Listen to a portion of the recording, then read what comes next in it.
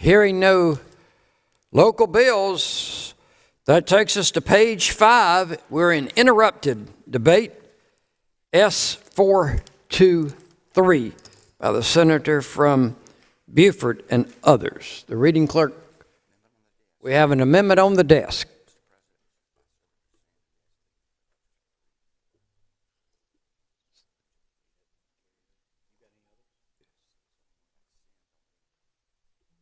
The reading clerk will publish the amendment. Amendment number 2 is by Senator Senn.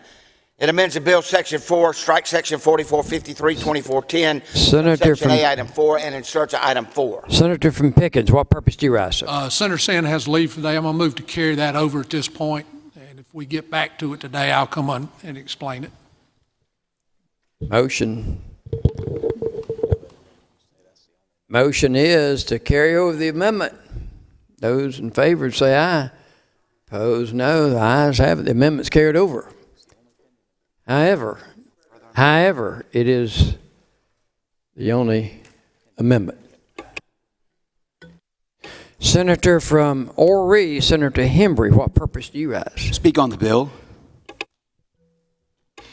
You are recognized to speak on the bill.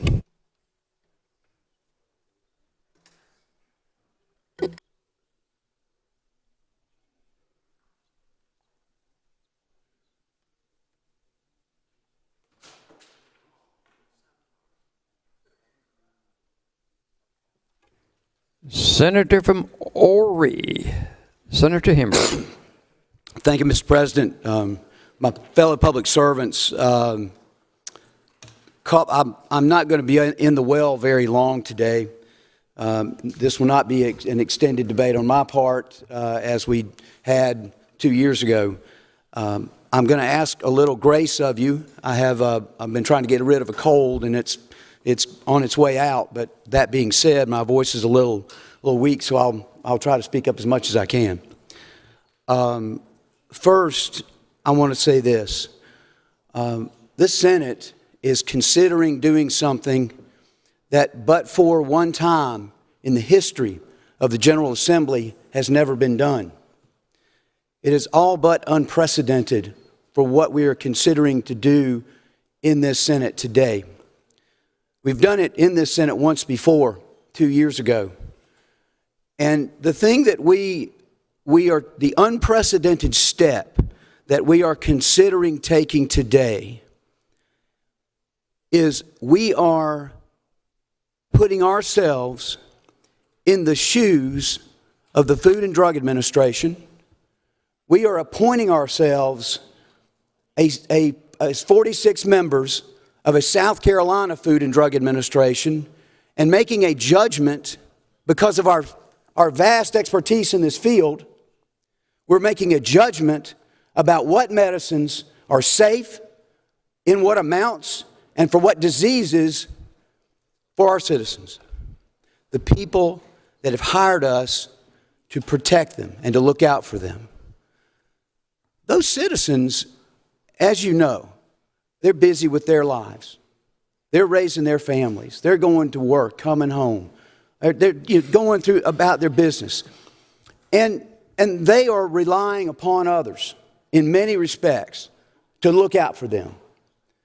They're relying upon the Food and Drug Administration. They're relying upon the other agencies and departments, and they pay us good money. They pay those departments good money to look out for them, to protect their best interest and to protect their health. And I will tell you, ladies and gentlemen, I cannot think of a more dangerous place for us to get out of our lane, because that, very simply stated, is exactly what we're doing.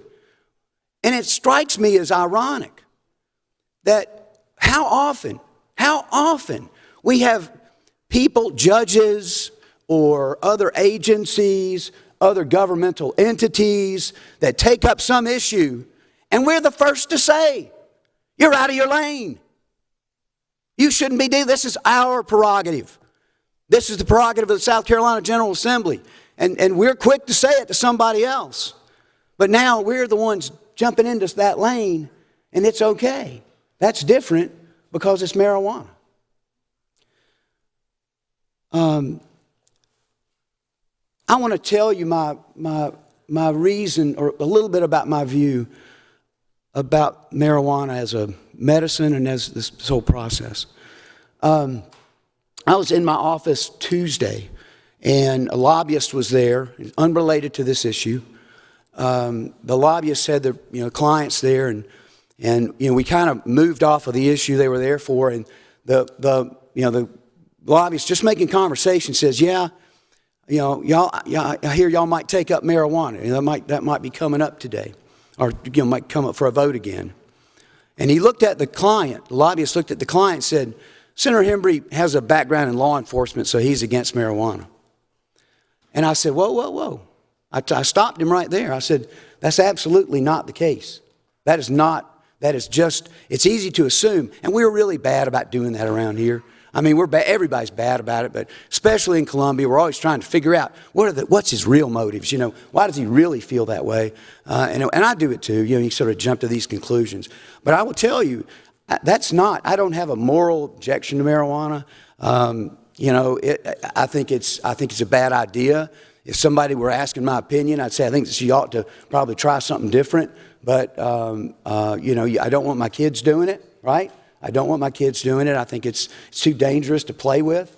But I don't. It's not really about law enforcement. It's about getting out of our lane. Okay, it's about us taking on a role that we are not trained for. We don't know what we're doing, and we're playing. This would be a different issue if it were bond reform. I'll use bond reform. Okay, which should it be? Should the bond be revoked on one conviction, or a conviction out of this list, or conviction out of that list? It's a matter of opinion. It's what's at stake. Well, we'll find our way there. But there's so many issues, or some sort of tax issue. No big deal. We'll work through that. We'll get to a right answer. But what are we gambling with here? Okay, it's not whether you pay 6.25% or 6.35%. Right? We're gambling with the health and safety of the people who are counting on us to protect their health and safety. We are gambling with their very lives that we are taking in our hands and rolling the dice and saying, well, there's going to be some people that legitimately benefit from this, and there will be. There's no question. But we are rolling the dice and putting the chips of others on the table.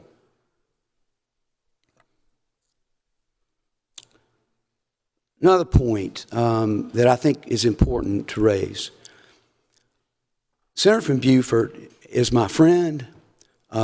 He's someone that I would admire. His intellect, he's one of the smartest people in the South Carolina Senate, one of the smartest people in South Carolina General Assembly. And I so respect his intellect. His industry, there's nobody, I don't know that there is not the president and the chairman of finance, they're chairmen that work really hard. And some of we have a lot of hard workers here, but I'll swear, and you can just look at last year, and go back to last year, and look at the industry and just the workload that Tom Davis took on. And there was not a day last year. I mean, well, it had been one or two, but weren't many days last year. Put it that way. There were not many days last year that Tom Davis wasn't standing at his desk or standing up here presenting a bill on this or that or the other, finance. He's a workhorse, not just on his own committee, which he carries that load, and I understand some of that.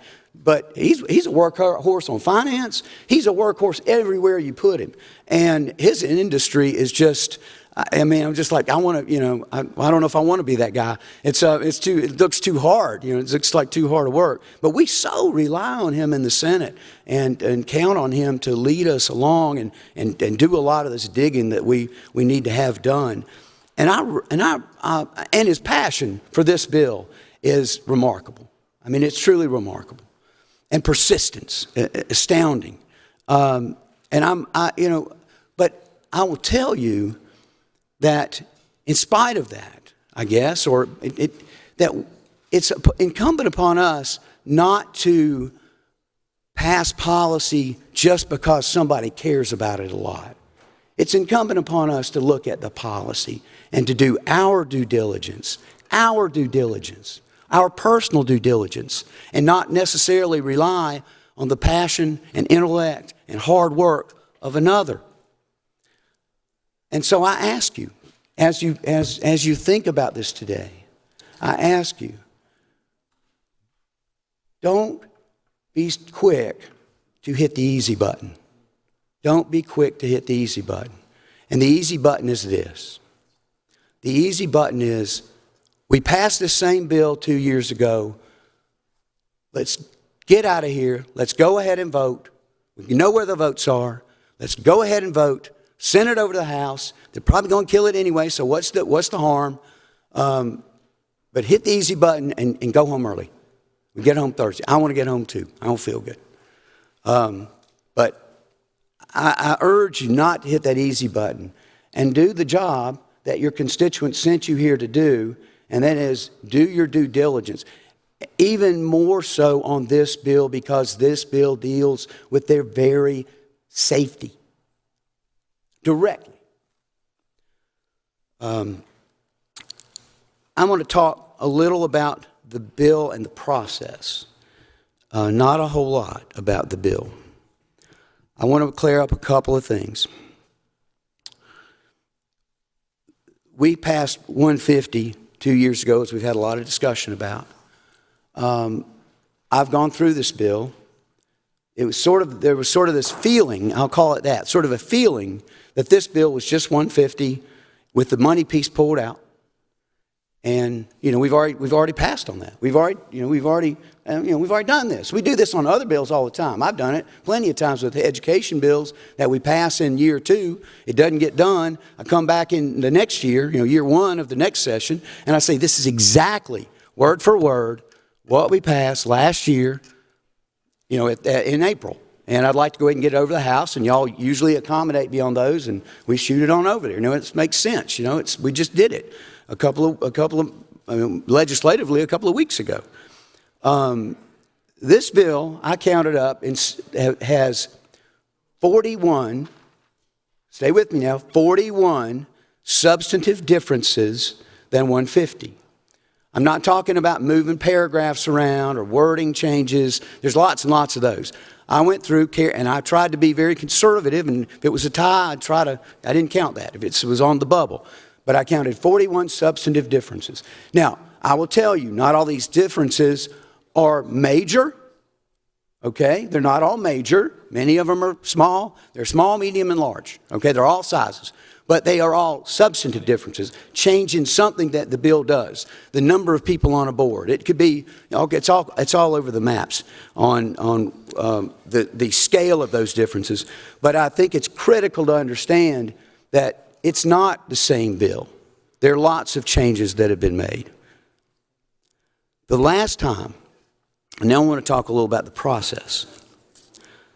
The last time that this idea, medical marijuana, received any public testimony was in 2019. It's almost 5 years ago. Now, I understand if I were the author of the bill, I understand if I was the committee chairman or the subcommittee chairman, that, we feel like we've worked it sufficiently, and, we don't really need all that. We're ready to go.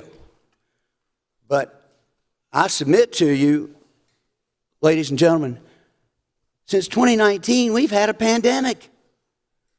America has changed. Since 2019, there's research about marijuana that didn't exist. Okay, there are opinions, there are experiences that states have had with these models that we don't know about.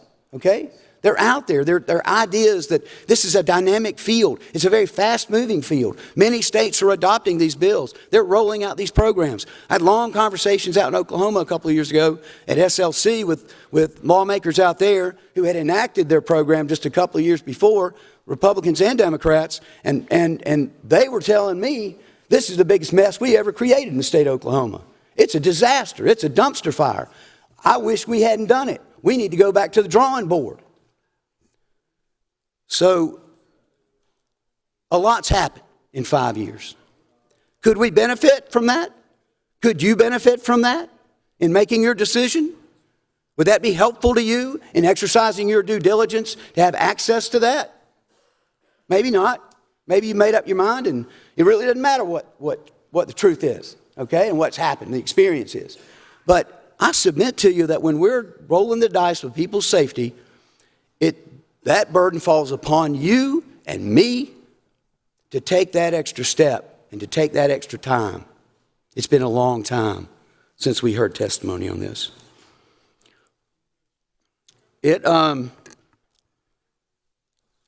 This has happened before, but it has an interesting history since then. We debated it in 2022. Everybody knows what happened.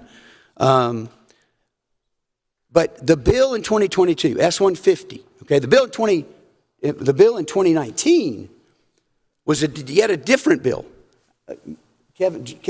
Senator Johnson may have been involved in the 2019 effort. I'm not sure if I know he was on one of them back when they did take testimony. So that bill was a different bill. That wasn't S-150. That isn't this bill. It was a different bill still.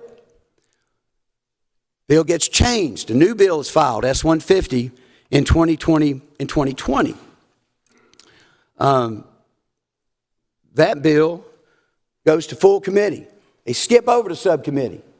Right? Not going to do that. Go to full committee. We have one meeting in full committee. One meeting. Took no testimony. Senator from Beaufort offered one amendment. The amendment was adopted, and the bill was sent to the floor. That's not how the Senate works. That is not how the Senate works. We are the deliberative body for a reason. The bill gets special order the following year in January, and you know what happens. We passed it. But this is the part about this that is really interesting to me, about this bill and that effort on 150. It wasn't worked through committee, right? We got that. What happened to that bill when it got to the floor? What happened to it? Do you remember? We were here for a long time. I'll tell you what happened. And Senator Davis touched on this. Senator from Beaufort touched on this. In 2022, when this bill was debated, early 2022, 47 amendments were adopted. 47 amendments were adopted. Offered. 47 amendments were offered. These were not dilatory amendments. People expected dilatory amendments. They thought, is it going to be a filibuster? Is it going to be what are the opponents going to do? But they were not. They were substantive amendments, by my recollection. How many were adopted out of 47? 32 amendments. 32. When have we ever done that? 32 amendments? What does that mean? What does that tell us? What's going on here? What's going on is that bill was written on the Senate floor. That's what happened. The bill got written on the Senate floor. There's no way, there's no reason to have 32 amendments adopted on a piece of legislation that's been thoroughly vetted and worked through the committee process. So, here we go again. It goes over to the House, it fails. We know what happened there. So let's talk about 423, this bill. 423 was filed in 2023. Did it get a subcommittee? No. Did it get a full committee? No. It's a different bill. 41 changes, at least. It gets polled out of committee, sent to this floor. No testimony, no subcommittee, no full committee, on a 9-8 vote. This is not a concept that has the full backing of the committee. Quite frankly, one vote changes, it's going to force something different. It's going to force it to stay in committee and get worked on. That's exactly what that vote would have forced. So, last year, to finish the procedural history on this, which I find to be a very unique procedural history, last year, on the floor, motion for special order at the end of last year. Y'all might or might not remember that. Failed. Right? Motion for special order failed. That usually is the end of the story, right? Then last Thursday, 1 week ago today, bill comes up again. Special order. What happened? Y'all remember? It failed. Right? Strike two. And what happens again? We come in on Tuesday. We're going to try again. And I heard there was a conversation, and I won't reveal, but it was, well, how many times are we going to do this? And in my mind, the answer was, as many as it takes, because this is different. This is marijuana. You know, there are consequences when we break from the process that this Senate has enshrined in its DNA. I mean, it's our culture to sort of hold this process out as a superior process, that we take our time on things, that I get it. I get it when you say, well, for one person in here, they've been working on this basically their entire Senate life. So I'm not talking about that person. I'm talking about the rest of us. All right, the rest of us and the time we have spent on it. I'll tell you something the committee process does in addition to testing, changing, making better, work on it some more, test it, make it better. Then only when it's ready, you send it out. You get it as ready as you can. It's not ever perfect, but you get it as close to that target, to that bullseye as you can in that committee process. But there's another purpose to have a bill go through committee. And that's to bring the rest of us along. Okay? Because it's not our bill. It's not our subject. We don't know much about it.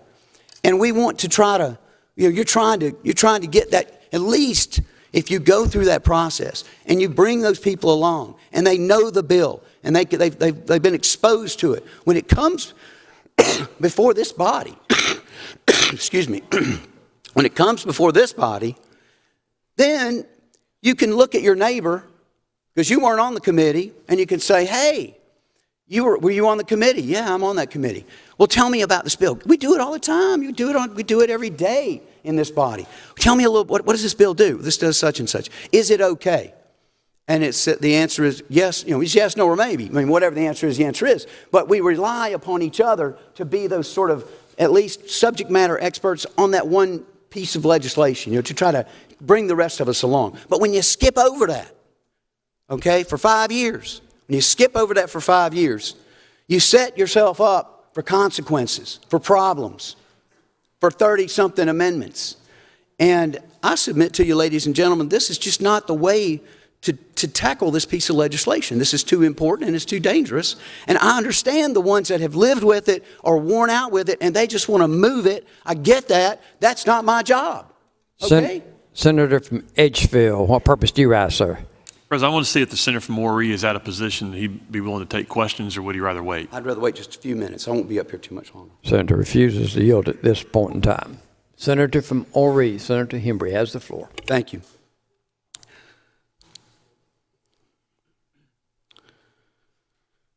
I would ask you, and I'm not going to ask for a show of hands, but I would ask you,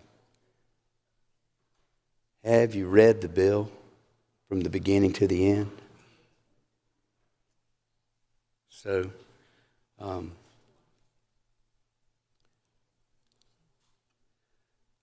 want to talk a little bit about the cost, just a little bit about the money. And I think I have what I think is a solution or recommendation on, but a recommendation on this. The fiscal impact statement was just received a couple of days ago. The cost, the initial cost, somewhere north of it's north of $5.5 million that DHEC expects to need to stand this program up. Because of the ruling by the House, the Senator from Beaufort and I think wisely removed the revenue-generating piece of the bill. So I just want you to know that at least initially, and it's a little bit gray about after that, but at least initially, this is going to be paid for out of the general fund. So it's coming out of grandma's income taxes or sales taxes or, whoever. The general fund will pay to stand up this program at its outset. It's interesting, and I don't know when this fiscal impact statement was requested. I just don't know. I know the bill's been pending quite a long time, but it appears that the fiscal impact statement hadn't been around long because we've got a number of other agencies, SLED, LRR, Board of Pharmacy, DMV, Commission on Indigent Defense, Department of Corrections, Prosecution Coordination, that have not yet been able to turn in their fiscal impact. So at best, it's an incomplete fiscal impact, but it is a fiscal impact, and of course we have to have that under the rules before we can take a vote on second reading. So I guess we touched that base, but I would submit to you there is a lot yet to be done within this fiscal impact statement, and it's just not ready. Let me talk to you about not being ready as we, kind of in this same vein. DHEC is charged with almost the sole responsibility, enforcement, really the whole tamale, the whole system of kind of three tiers almost. You have a producer and a processor and then the retailer. DHEC is being charged with that responsibility. And this is just a really practical reason to hit the brakes on this. DHEC has just been divided. DHEC, and I'm not picking on them, this has been a seismic shift at DHEC. They're still in the midst of figuring out what that all shakes out to be. They don't know where their file cabinets are. They don't know whose name's supposed to be on the letterhead anymore. They're trying to sort through these very practical problems that we have unloaded on the state government. I'm not saying it wasn't a good idea. I'm just saying they are in a bit of a free fall over there because of this. Let me give you another one. We've got another bill that Senator from Beaufort is working on that would realign the healthcare system and make major changes to the healthcare system in South Carolina. The largest agency, the greatest impact on any agency in South Carolina of that bill will be, guess what? DHEC. When it rains, it pours for DHEC. And they're in free fall now. We're going to throw an entirely significant, substantial material changes to the medical system on them. When we get through that, I think we will. I think it's a good idea from what I can tell. And now, by the way, while you're at it, let's stand up a brand new agency and get out there and hire yourself about 35 new FTEs, because they're easy to find these days. It is putting pressure that will inevitably lead to, at least at a very minimum, short-term consequences within the agency and the job that they're called upon to do. It's inevitable. It's going to happen anyway. Anytime you change something like that, there are going to be consequences that are negative that they've got to catch up and find their legs. But then you put this on them, it'd be a little different, right? If it was just counting syringes or keeping track of masks. But this is not that. This is marijuana. This is has a psychotic, can cause psychotic breaks in people, and we're pushing that off on them too. And I'm just telling you, this is unwise for us to do this all at the same time. It's just unwise, and it's impractical, and it's going to lead to certainly short-term problems and potentially long-term problems. Because when they have to cut the corners to do this, to get that done, then you're stuck with it for a while. And it could lead to long-term problems. I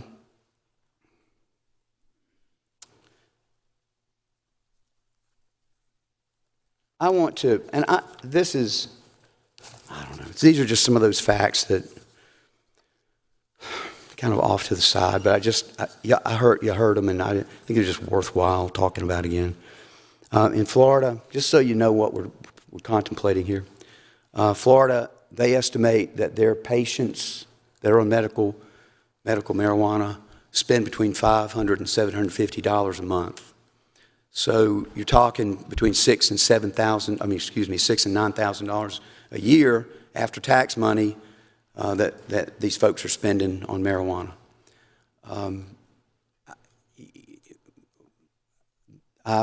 I think this is going to be a program for people that are at a certain income level.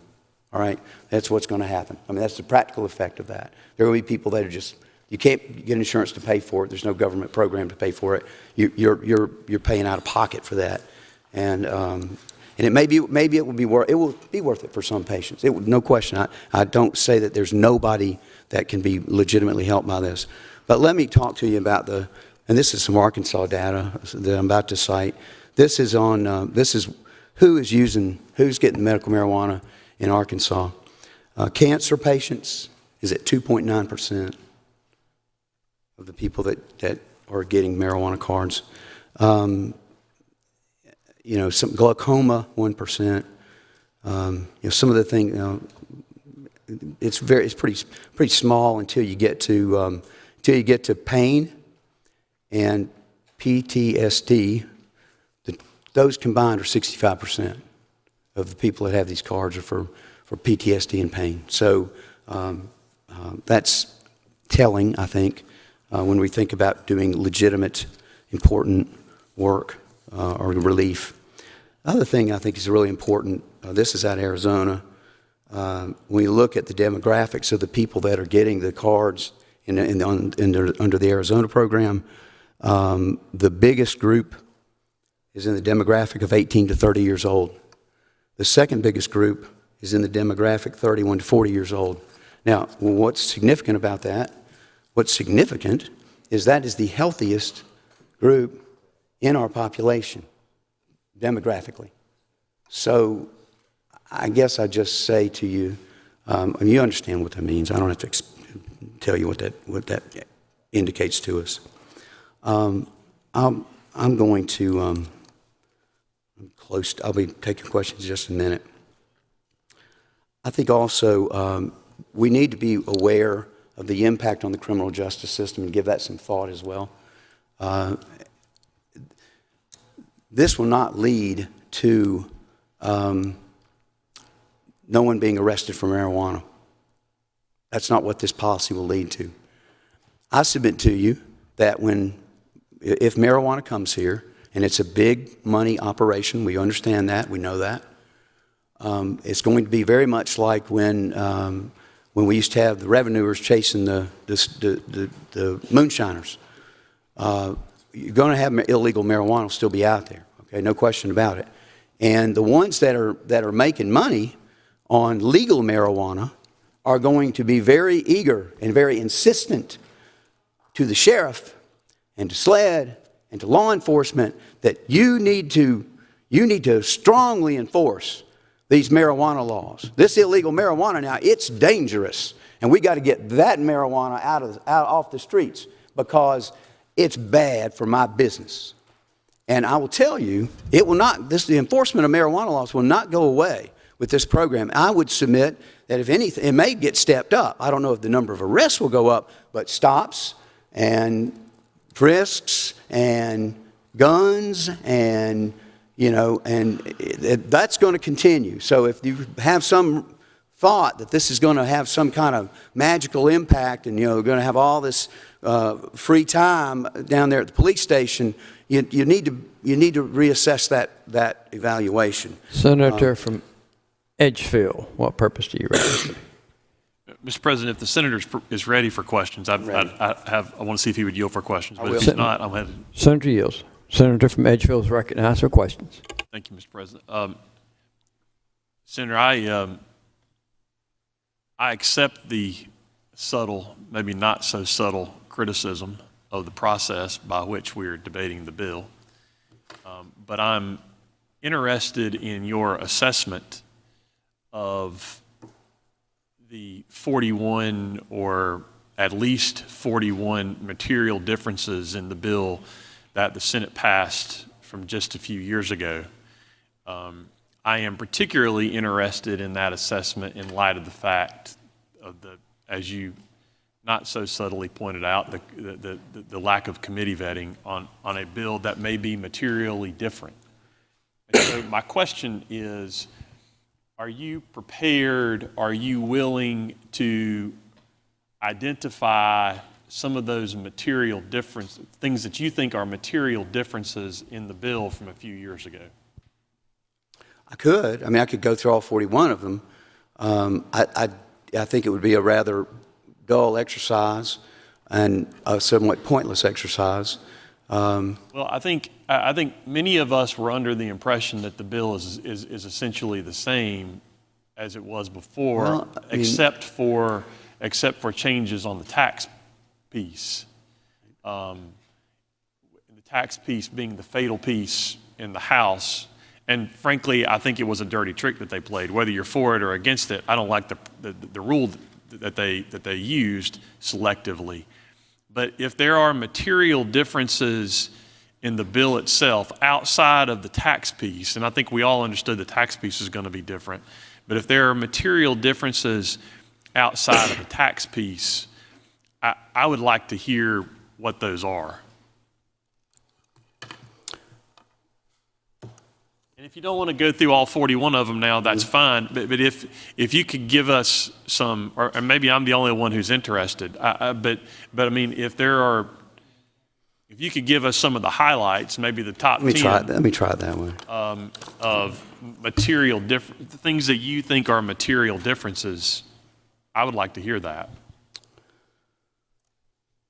Well, one, right out the back box, is that if you're a member of the General Assembly, if you wait 5 years, you will now be able to get into the marijuana business. And you could be a member of the General Assembly, a sitting member of the General Assembly, is my reading of it, could get into the marijuana business either if you recuse yourself. That's one, when that was in the last bill. So we put that anti-conflict of interest piece. I mean, you could own a shop, you could be a cultivator, you could get a license, you could be an investor. You could grow it? Grow it, yeah. Okay. Right, Are we talking about dispensing? Yeah, you could do all of that. Any of it? Any of it. Okay. And that leads to another difference. The way I read the bill, I think I've got this right, you can vertically integrate now. You know, we tried to put some of these, buffers in there. Certainly the conflict of interest on the part of the General Assembly seemed like a really obvious, this is conflict of interest stuff. We included that last time, right? What's that? We included that last time, didn't we? We did, and it's included somewhat in this one. It's changed though. Here's the material change. In the last one, if you recused yourself, that was okay. You were okay to get in the business. Otherwise, you're prohibited from getting in the business. Under the new bill, you could recuse yourself, like the last one, or you just wait 5 years, and then you can get in the business. A sitting legislator could get in the business at that point. So that to me is that was kind of interesting change. That sounds like there's somebody, that didn't happen by accident, right? I mean, that was somebody's, there's something going on here, you know? A sitting member of the legislature could get involved in the business after 5 years of what? After 2029. Okay. The program's out there for 5 years, and now, okay, I want to start a grow house. I make my application and go down there and do it. So the bill that the Senate passed a few years ago would have completely excluded members of the General Assembly from participating in the business. If they voted on it. This, if I understand you right, your reading of the bill is that after 2029, General Assembly members could be part of the process. Is that right? Correct. Okay. All right. Another part of that, but just to kind of follow up, is the vertical integration. I thought was where you couldn't be the producer the lab tester, the processor, and the retailer. There was there was sort of it really was. I mean, I know I'm not trying to be funny, but it was kind of like 3-tier system. And this one, the way I read it, you can wear different hats, and you have more flexibility in the business model, so to speak, is kind of how it's worded. So that to me is a material difference. That's something that should be talked about, should be vetted, should be studied. Is this a good idea or a bad idea? Because there are certainly different viewpoints on it. We can see that there are 2 viewpoints on it just there. Would that difference in process, could that lead to a change in what the guardrails may be? I mean, how would, I'm curious, the vertical integration process that you were just describing, I mean, granted the process is different, but do you have an assessment about if there are consequences to that difference? Well, I mean, you could have a big operator come in and just sort of monopolize the whole program. I mean, you would have that possibility. So I think that was the reason I liked it split up. I liked it, not to focus all that power on one, potential player. Okay, that's a fair point.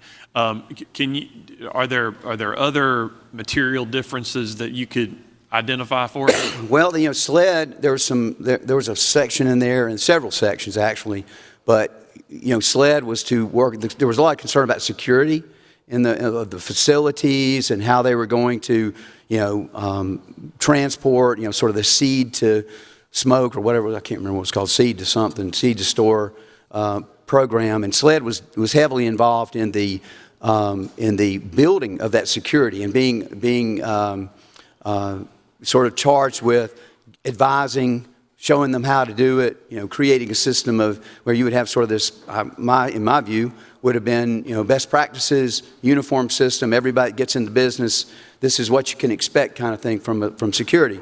This bill takes SLED out of that, so it removes them from the process. And it says that if you're just a security expert, that a security expert can come in and do all that for you. So as opposed to, for lack of better terminology, as opposed to government law enforcement, it would allow for private security. Correct. Invested in that. Right. And I don't know could it be good? Sure. I mean, it might work out fine. It might.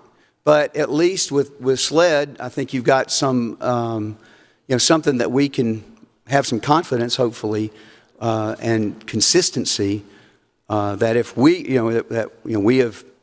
charged, somebody, I won't say works for us, but kind of works for us, to carry out that function because it's going to be important. Well, with SLED or other law enforcement, I guess you have the ability to have some oversight there and to be able to question them about how things are going and what kind of practices they're using.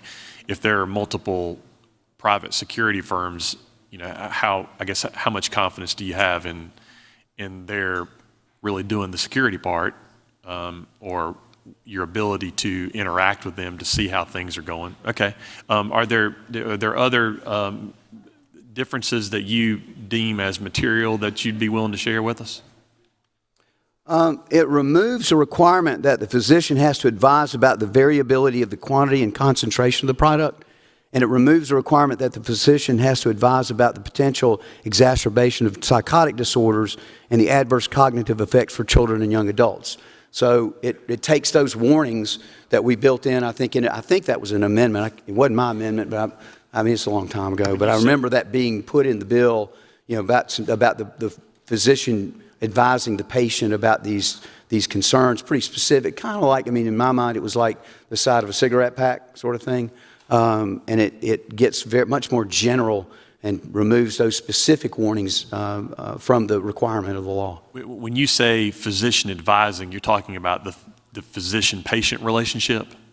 The physician having a conversation or providing some information to the patient as to potential adverse impacts? Is that what you're talking about? That's what I'm talking about. I just had these notes. This is just for fun into your physician-patient relationship that I want to talk a little bit about in just for a minute, and then I'll get back to you. Just kind of use that as an opportunity to answer this. And I wish it wasn't this way, right? I do. about the, you know, there's been this theme that there's this sanctity of the physician-patient relationship, like a priest or a lawyer, that the doctor was this sort of, you know, kind of really kind of a cut above.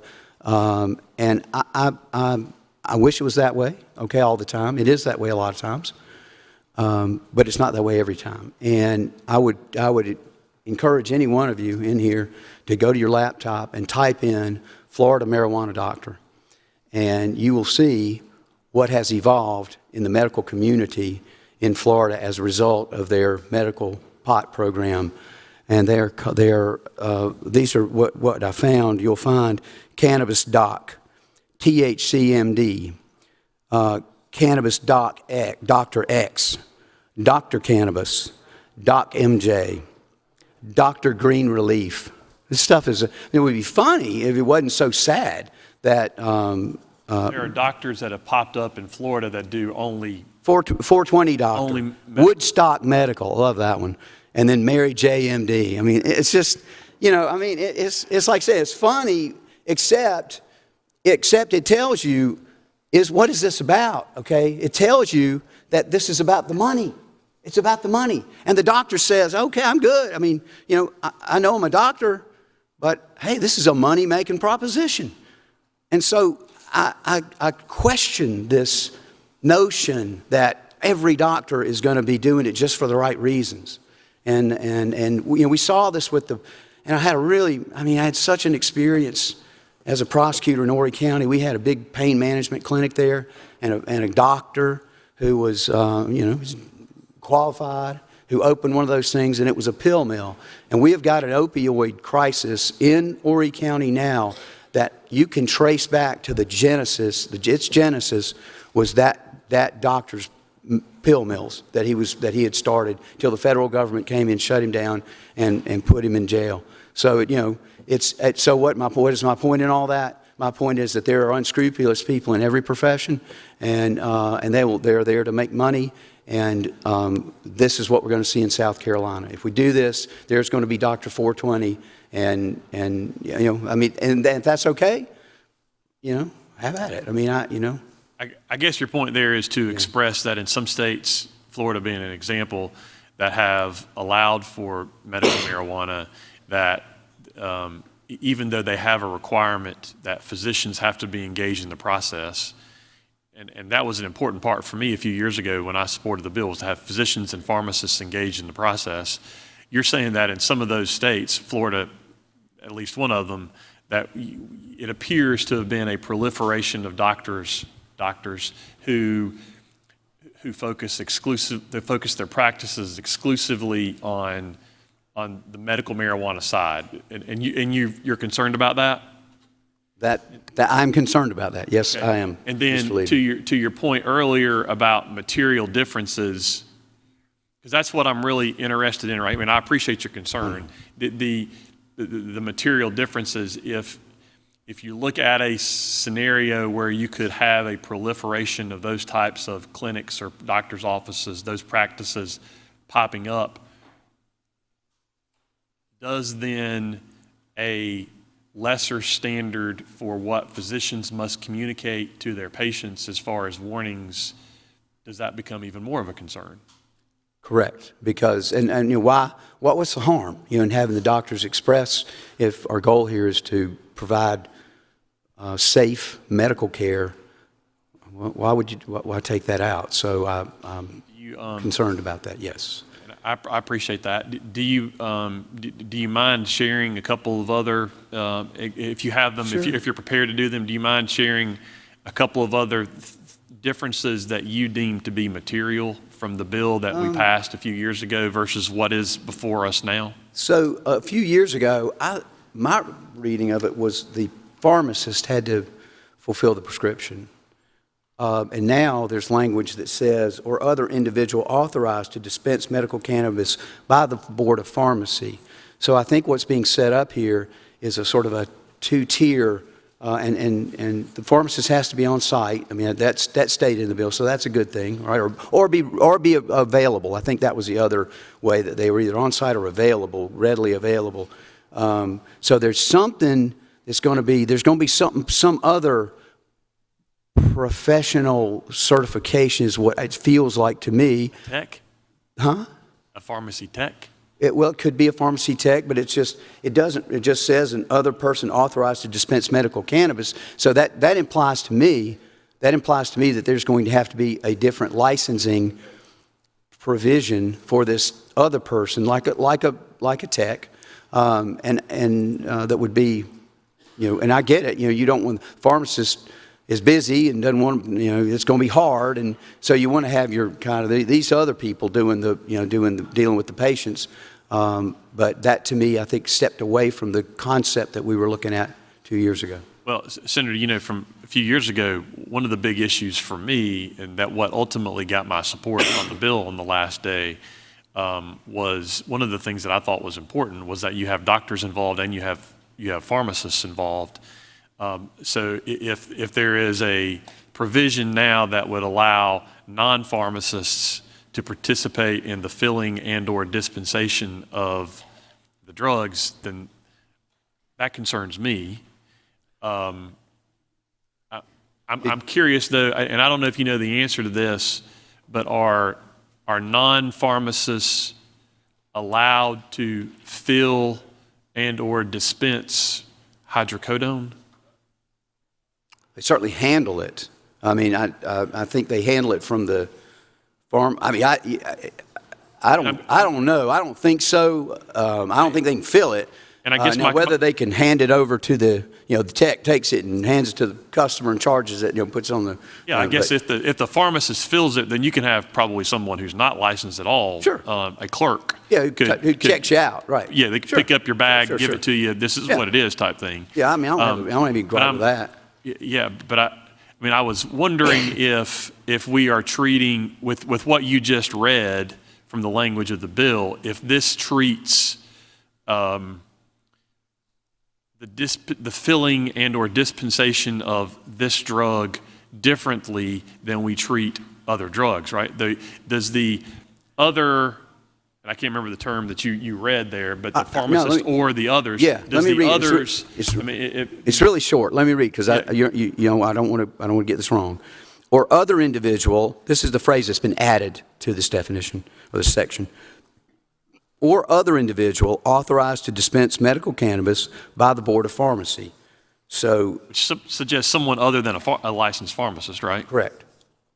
Well, then I don't know, maybe we need to bring and I don't want to call anybody out, but maybe we need to bring the senator from Newberry into the conversation as to whether someone other than a pharmacist can dispense hydrocodone or other, and I just use that as an example, but other drugs.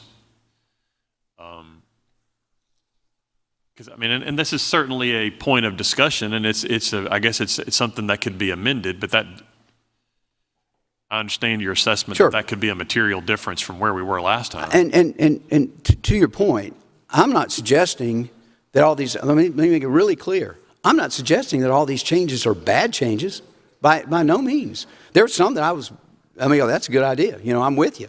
I'm not suggesting that they can't be fixed.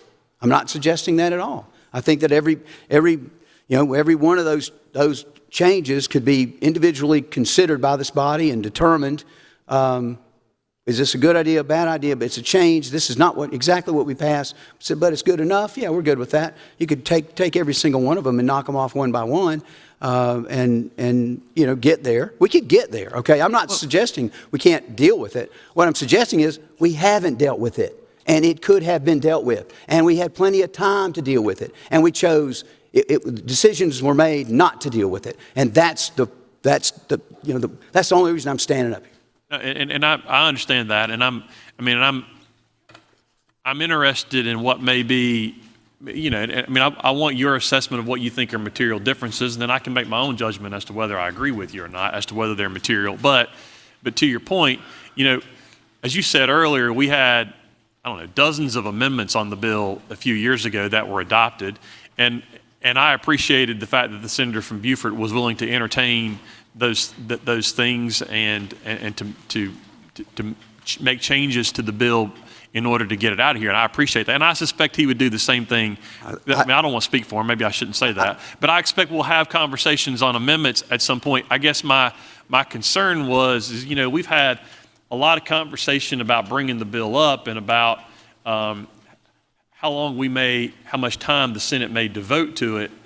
And I think many of us understood that it would be virtually the same type bill, such that we're not going to get into a 3-week debate about it again. If there are, however, 40-something differences that really are material that are going to require lots of different amendments on those, this could be a much longer debate than what I anticipated and maybe what some others anticipated.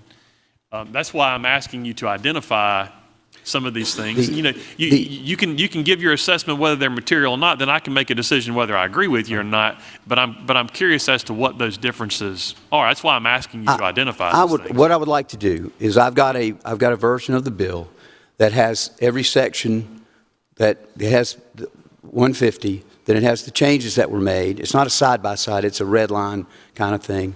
That is, I think, would be beneficial to you. I think that this process, you would be aided, if that's your goal, than me standing up here, 1, 2, 3, 7, 5. And I will get you that copy, and and I appreciate that. And you'll see it. You won't have to ask me. You can look at it. You'll go, oh, I see. And you can see. I appreciate that you've prepared that, and I appreciate that you're willing to share that. Prepare it. Someone on your behalf has prepared that, and I appreciate that you're willing to share that work product.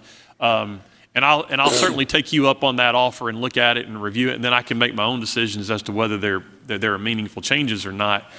But if there are really at least 41 changes, I think that I wouldn't be the only person who's interested in knowing what those are. So, I mean, maybe 12:38 on Thursday afternoon is not the appropriate, with you being a little bit hoarse, may not be the appropriate time to get into all those things.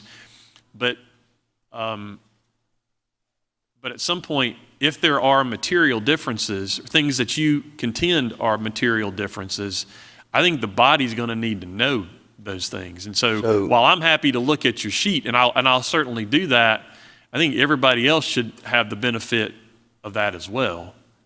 Conversation about this, right? Because there's some things, like you allege as material differences, that, when you say this is a material difference, well, then I'm asking you but I want to ask you a question about this. Okay. Like, well, what is the difference? What do you mean?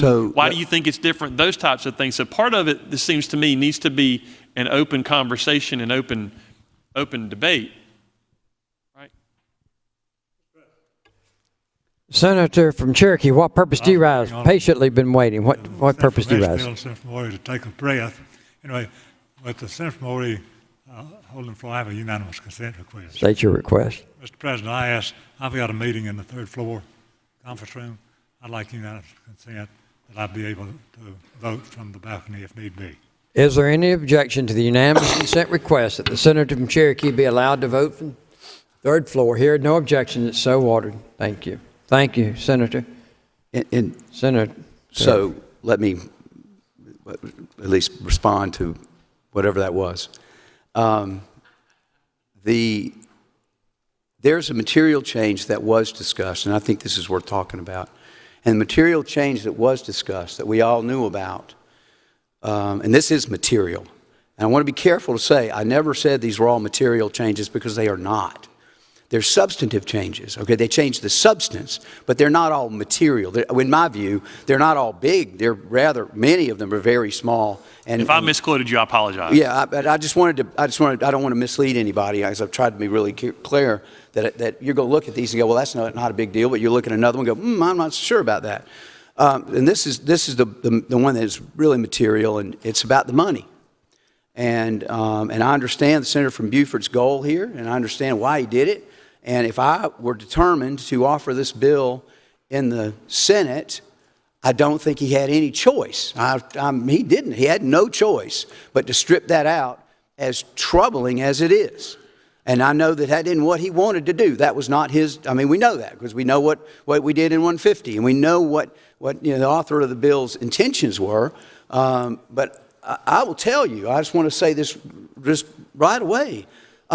It doesn't say where, all it says is they're going to set fees. It says that DHEC can set fees to offset the cost of the program. That's the only, sort of, it's vague, it's wide open. It doesn't set any parameters at all, except I think it can't be more than the cost of the program. I think that's the only limitation on that. We don't, my concern is we had money that this was going to generate. If we don't make money, let me put it this way. If the taxpayers of South Carolina, okay, if they don't benefit in some way and make money off of this program, we blew it. We really blew it, because it's sitting there like a big fat goose. And there's going to be services that we're going to need to provide. There are going to be health care services. There are going to be mental health services. There are going to be law enforcement services, and services that we don't even know about yet that we're going to be called upon to provide, because this is our baby, and we made it. And we're going to walk away from that source of revenue, okay? Let me offer a solution. There's a really clear and simple solution to this whole thing. Start it in the House. This bill should start in the House. I understand the passion of the senator from Beaufort and the ownership that he has, and this is where he lives. I get it, but we're tripping over dollars to accomplish that when we can simply initiate it in the House. Senator from And Fairfield. include a money portion. I'm sorry. Senator from Fairfield, what purpose do you rise, sir? See if Senator Yu for a few questions. Just a few. I'm about out of gas. But Senator, Did you know that in a recent Fish, Game, and Forestry Commission, we talked about big fat geese? Did you know? I got kicked off of Fish, Game, and Forestry when the chairman saw my lawn. So, no. That was agriculture. No, I didn't know that. Please know, did you know that there are many of us on the floor that appreciate the respectful way you're treating not just the senator from Beaufort, but the delicate nature of this bill? Did you know? Well, thank you. I didn't know that. Well, please do. Thought maybe it was the other way around. No, quite frankly. Did you know we do appreciate that? And did you know that many of us understand your concerns? It's a tough call either way on this. Did you know that we believe you desperately care about kids that are suffering, and that none of what you're saying is misconstrued? And I think, did you know that you agree that many of us that might be different with you on this bill are trying to do it for a noble purpose as well? I really understand the underlying effort here, and I mean, Senator, I had a lady I was speaking to. This is interesting. I was speaking to the Horry County Northern Horry County Democratic Club. Okay, they invited me to come speak. I'm like, sure, that'd be great. And we had a great meeting, and kind of updated them on the General Assembly. And this lady says, "Well, are you for medical marijuana?" And I said, "Yes, ma'am, I am." And she kind of bristled, in her seat a little. And she's like, "Well, really?" And I said, "Yeah." I said, "Medicine is approved by the FDA. That's the definition of medicine. So any marijuana product, every marijuana product, we've got 3 or 4 now, as you know, they're THC based. Marijuana product that the FDA says is safe for our citizens, sign me up. I am a 100% supporter of that." So to your point, it's not, I'm to get relief to children, the elderly, a 32-year-old man who really does have PTSD, whomever. I'm on the team, but I'm not going to take, because I look at it like this. I ask myself this question: if I knew that I was going to be personally, civilly liable for the consequences of this policy, would I vote yes? And that was a really easy answer. And we don't have to worry about that, okay? We got no blood on our hands. But because I'm not convinced it's safe enough. And I'm not qualified. Go ahead. And did you know that we appreciate you mentioned some examples, I think Oklahoma, Arkansas, you mentioned some examples that want you to, I think, said hit the pause button. Is that correct? I believe, and I may get the opportunity to do it, I think the bill needs to be recommitted, and I think we need to take a breath. And I know that's frustrating to those that have worked very hard on it for a long time, but for the benefit of the rest of us, I think that's the. Would you withhold any such motions? I'm not till making such a to- motion, and to I'm ask not going to make questions. such a Exactly. motion. I will not make such a motion until the body has had the opportunity to go to wherever they want to go with this. But to get back to this, you mentioned some other states that have done some things that make you want to hit the pause button. That is correct. And did you know that well, you do know this. You did know that my son is out in Colorado right now, outside of Denver. And would you agree that that would be a state that perhaps may make us want to hit the pause button if we're looking at how a state has held marijuana? Is that correct? I would encourage, you've probably been out there a lot lately. It's changed a lot. I went out to Colorado. The first time was probably, I don't know, maybe 18 years ago, 20 years ago. And it's Denver, beautiful. I mean, it was like this is really one of my favorite cities I've ever visited. I was out there about 4 years ago. Not the same. Well, did you know that? And there's a lot of reasons. I mean, Yes. it's not just. Did you know that my wife does not fly? So we have driven out to Colorado, a 31-hour trip, and dropped off a casserole and come back home. And did you know that in Colorado, I have seen some things that make your point, that make us worried about the Rocky Mountain High that John Denver sang about all those years ago. And would you, though, not agree that this bill is markedly different than what Colorado Oh, has sure. passed? That's what I'm saying. Yeah, that's what I'm saying. It's not the. I mean, I would not stand here, and that's what I just said or mentioned that it's a very different. There are lots of other reasons and lots of other policy decisions that have been made that have led. And would you not Denver to agree? this We don't place. have to say number one. I think Senator from Beaufort has said number one, and I tend to agree. But would you not agree that if this were to pass, it would at least be one of the more restrictive medical marijuana bills in the country? I don't know, and I'm not. I just don't know, and I just don't. I'm not as good a student.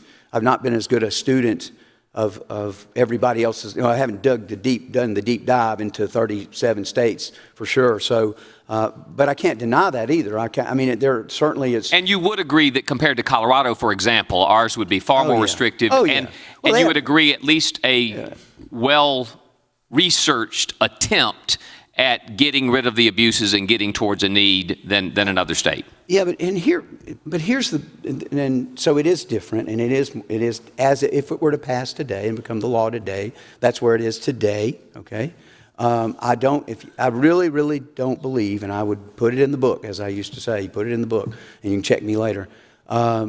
It's not going to stay this way. Okay, it's going to be dynamic. It's got a board that's going to offer suggestions about how you could, we should change the policy and do this and do that. And I think once the camel's nose is under the tent on this one, it's going to evolve into something different. Every state that has recreational has had medical first. So this is, you can say, well, it will be different. We're different in South Carolina. Well, no, we're not. We're not going to be different. We're going to follow that plan. I really believe that, and that's and I'm not, again, if that's what the General Assembly wants to do at that point in time, it is what it is, and I think, and I quite frankly, Senator, I think that's probably where we're headed anyway. I don't like it. I don't think it's wise, but I think that's where we're headed because I think it's sort of a generational thing, honest to goodness. Did you know that I and many of us, we hear where you're coming from, and that we do understand that. But one question I do have is, does the 8-year sunset give you any relief that it gives us a chance? It may not be the pause button that you've asked us to hit, but it gives us any chance such that if your predictions are true, then we as a body have an easy way of hitting not the pause button, but the stop button. Does that help you in any way? Not a whole lot. I like it. I mean, don't get me wrong. I think it's a good thing. Right, I think that's one of the better parts. One of the things I like in the bill, obviously, would be the sunset. But I also, I've been up here a while. You've been up here a while. This is going to generate. When you think about, let's say we have, so it's $6,000. Let me just pick the low number: $6,000 a year per permit holder.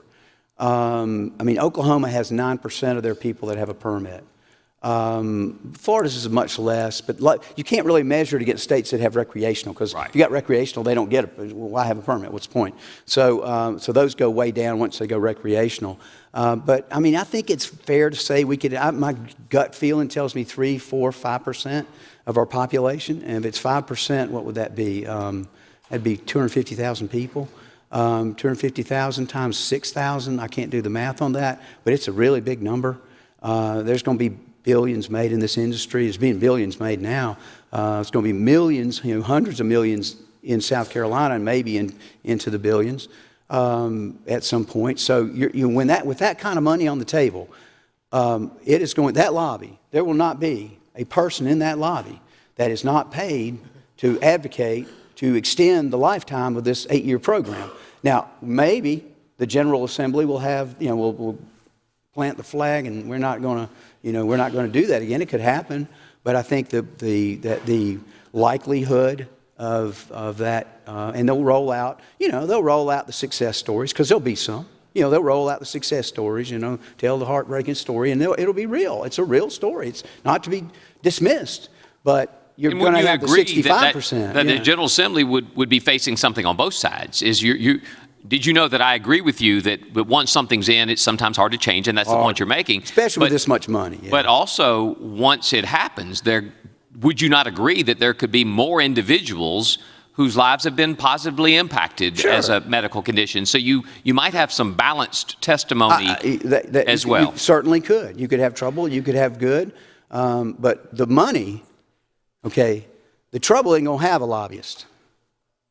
Okay? You mentioned, yes. The good's going to have a lobbyist. You mentioned the FDA, and that's a point that has been a loud, boisterous, and hard to argue against point on your side for a long time about how do we allow a drug to be utilized when it's not been approved by the FDA? What's the purpose of the FDA? Did you know that doctors are allowed to prescribe medicines that have not been approved by the FDA? Under the right to try bill, and if we could craft, I would tell you. I'll tell you now. This is building a business model. All right, that's what's going on here. But under right to try, I'd be fine for a doctor to be able to prescribe, marijuana under the Right to Try Act, and I think that would be. I support that. And so, did you know when earlier you mentioned non-experts deciding things that they have no expertise in? Powerful argument, one that you've heard me make on other issues in the past. I agree with that argument.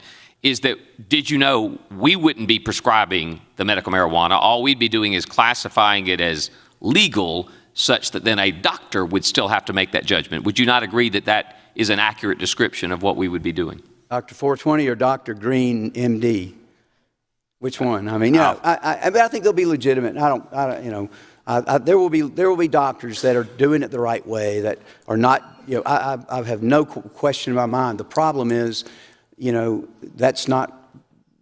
You can't just say, well, he's going to be okay, but these other 4 over here, not so much. But so you kind of have to take the bad. But is it true that those doctors are governed by a medical board, that they could lose their license if they started doing some things that other folks on the street don't have a license to do, which makes us different from, say, Colorado or some other state? You don't see too many doctors losing their licenses, just in general. Well, we'll move on. DHEC, you mentioned DHEC. This is the worst time to do it because DHEC has now been split. Wouldn't you argue that the worst time to do it would have been 2 years ago, before DHEC was split? Because at that point, DHEC was in charge of everything environmental and everything health, and that a case could be made that the best time to pass it is now that we've narrowed the focus only to help. Isn't it easier for an agency that now has one mission to add medical marijuana than an agency that has to do water sampling, soil sampling, pollution, and infectious diseases? Couldn't a case be made, not by you, that making sure we've narrowed the focus of the agency could help an agency focus? So I just disagree with you about that, and I'll tell you why. Just based on my own experience, and now my microcosm, because this is so much larger. But when I first got elected solicitor, I had to build my foundational program first. We didn't do any fancy stuff. we were building, you got to get your fundamentals right first and your primary mission, and you've got to get that just organizationally, that has to be right before you can move on to take on. I mean, I added drug court. I mean, I had several drug courts, different types of diversion programs. I mean, we got really, did a lot of, sort of creative things, some that didn't work, had to abandon them. But you have to have your fundamentals right before you can launch into these new projects, I think, in any organization.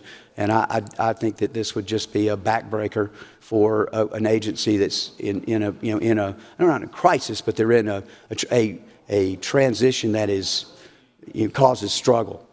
One last question, I promise. Okay. Sometimes there are bills that are just bad that need to die? And did you know that I've been there, Senator Morey? And there are other times that you can improve a bill, take the bad out, do the good. Is this a bill that you could offer some amendments to fix, or is it in the category of the latter? And that's just an honest question. And so if I were in favor of the policy, right, that'd be one thing. And I offered amendments last time, but at this stage and the way this is played out, I don't have any real interest in doing that at this stage of the game. Thank you, Senator. I think that, so. Senator from Newberry, what purpose do you rise, sir?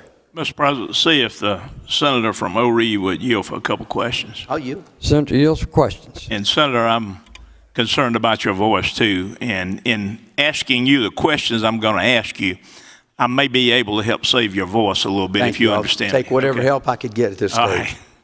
All right. You and the senator from Edgefield were speaking about the opioid crisis and whether anybody other than a pharmacist could fill those opioid prescriptions. Senator, did you know that a tech, certified tech, or a regular pharmacy tech are allowed to assist the pharmacist in filling and dispensing that prescription? That means they can count go select the bottle, count the tablets. They can actually type the label, read the prescription. But the pharmacist is there 100% of the time. The pharmacist is looking at. Present and literally that close or closer than you and I. Exactly, and has to check and make any kinds of communication with the patient as to what might could go wrong with that prescription and their condition or whatnot. Were you aware of that? No, I wasn't, but I'm glad to know that. Well, that's thank helpful. you, and hopefully It'll help clarify. as I read through that to understand it better. Yes, sir. Hopefully that cleared that up. And Senator, do you still have your exceptions that were changes that were made to the older bill, where you read, and it caught my attention that a pharmacist had to be on site or available? Is that what you said? And Senator, I didn't have that in my little quick notes Okay. that I was referring to. It had just a few, like a few things. That was from I was playing with memory there, so I believe that's what I read, that they have to be on site or readily available, some language like that. So I will confess that if I've made a mistake, I apologize. And Senator, did you know that I thought the bill that was presented was the copy of the bill that we passed, 2 years ago? Is that correct? And I'm learning that it did have some differences in it, and that would be one of them. And Senator, did you know that a couple of years ago, this body in the House passed a bill that, are you familiar with pain management clinics? I am. That's where somebody's addicted to an opioid, and they go out to these clinics, and that clinic is able to give them a dose of methadone, but they have to go to the clinic to get it. They can't take it home where they can sell it or abuse it or whatever. They have to take it there. But did you know that the General Assembly passed a law that the pharmacist did not have to be there? It could be whoever was managing that clinic, that methadone clinic. And so that means a nurse, I guess maybe an LPN or whatever. Senator, did you know I oppose that bill? And I'll tell you why. Because when you start talking about opioids, it's so easy to have fraud enter into it.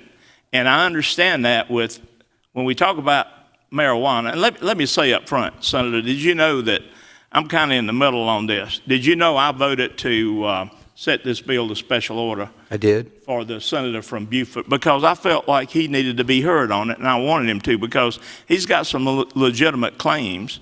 And but let me say, I didn't know that when I said that they could dispense that methadone.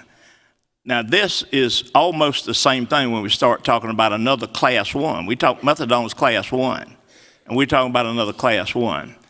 And if the pharmacist can be available, Senator, did you know that means he can be off-site but available by telephone? Right. And I am strictly against that because that means people can open these things up and they can do it by a much smaller investment because all they got to do is have a pharmacist available. And I don't know that that's it or not. On premises. Okay, well, we'll drop that if it's on premises. I'm sorry, Senator, did you know I was going on basically what you said earlier? Again, I apologize if, and I'm not sure what I'm conflating in there. Okay, all right. Did you know that you mentioned one thing, though, that affected me directly? When you started talking about if you want to open one of these marijuana clinics or pharmacies or whatever, that you had to recuse yourself. Well, I recused myself last year. It wasn't so I could open one of these clinics. It was because it had to do with, and that was your amendment that was put in there on making it be pharmacies. And I told you then, and I'm going to tell you now, you sort of boxed me in because I had planned to abstain or recuse myself or whatever because it does. But listen, at my age, I'm not going out and open up a marijuana pharmacy. My 2 daughters, one of them works for Dominion. She's a pharmacist, and the other one runs my store in Newberry. Neither one of them are looking at opening up one either, but I still feel like that rather than vote against the senator from Beaufort's bill, that I'm going to recuse myself based on the pharmacy premise alone. The other question was, again, I didn't read this bill because I thought it was the same bill as it was 2 years ago. The income, and I know that was a quandary we had with the House. The income part of it, I just assumed that there was some way you had figured out, or maybe the senator from Beaufort had figured out, how we can tax or this is one of those things like alcohol, and we have stamps on those liquor bottles. If you go out to Fort Jackson, and I can as a military veteran, I can go out to Fort Jackson and I can buy liquor a lot cheaper than I can out of the liquor store because it doesn't have the tax stamps on it. So did you know that I really feel like we need to have income coming in? I agree with you on that, and if that's got to be generated in the House, maybe we need to have it generated in the House. Has the bill got a sunset clause on it? It does. Okay, what's that, 5 years? 8 years. I think it's 8 years. Okay, and I 100% agree with that because once you open something up, it's much harder to stop it than it is to reauthorize it for another 8, 10, 12 years or whatever. Did you know? Thank you, Senator. Thank you. Thank you, Mr. President. Senator from Beaufort, what purpose did you rise, sir? If the senator was done, I wanted to be heard, whether it's on the bill or on the amendment that's on the desk, for the purpose of, while it's fresh, to address some of the points that my friend from Ori made. But if there's other questions, I'll yield too. I think I've got to other. them. Your yield for the, okay. Senator from Richland, Senator McLeod, what purpose do you rise? Well, the senator from Ori yield for just a couple of quick I'll yield. questions. Thank you, Senator. Senator yields. Thank you. I've been listening to the comments and concerns that you have about the bill, and I've been very open about the fact that I support the bill and why. But my first question is, you I think said that medical marijuana is not FDA approved, correct? Well, it is. It is. This one isn't, but there are 3 or 4, and I can't remember. I don't know how many right now, but there are several THC-based substances that are approved by the FDA for medical conditions. So it is available for certain things. Certain compounds are available that are THC-based. Okay. Which is what essentially what this does. It just does this. Okay, and when you said that, it just kind of took me back to some of our debates and discussions around the time that COVID was at its height. And we were talking about the efficacy of certain drugs that would treat people who were positive and symptomatic with COVID. And I just remember that one of the discussions that we had, did you know, was around the efficacy of ivermectin and whether it was approved by the FDA. Do you know if it was approved by the FDA to treat COVID-19? I don't know.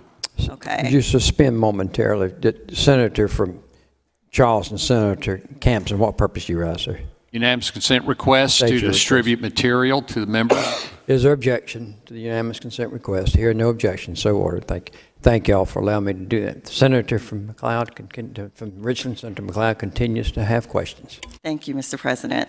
And so in the research that I've done around this issue, because we've been debating it and discussing it for a few years now, I did find that ivermectin was never approved by the FDA for human consumption. Did you know?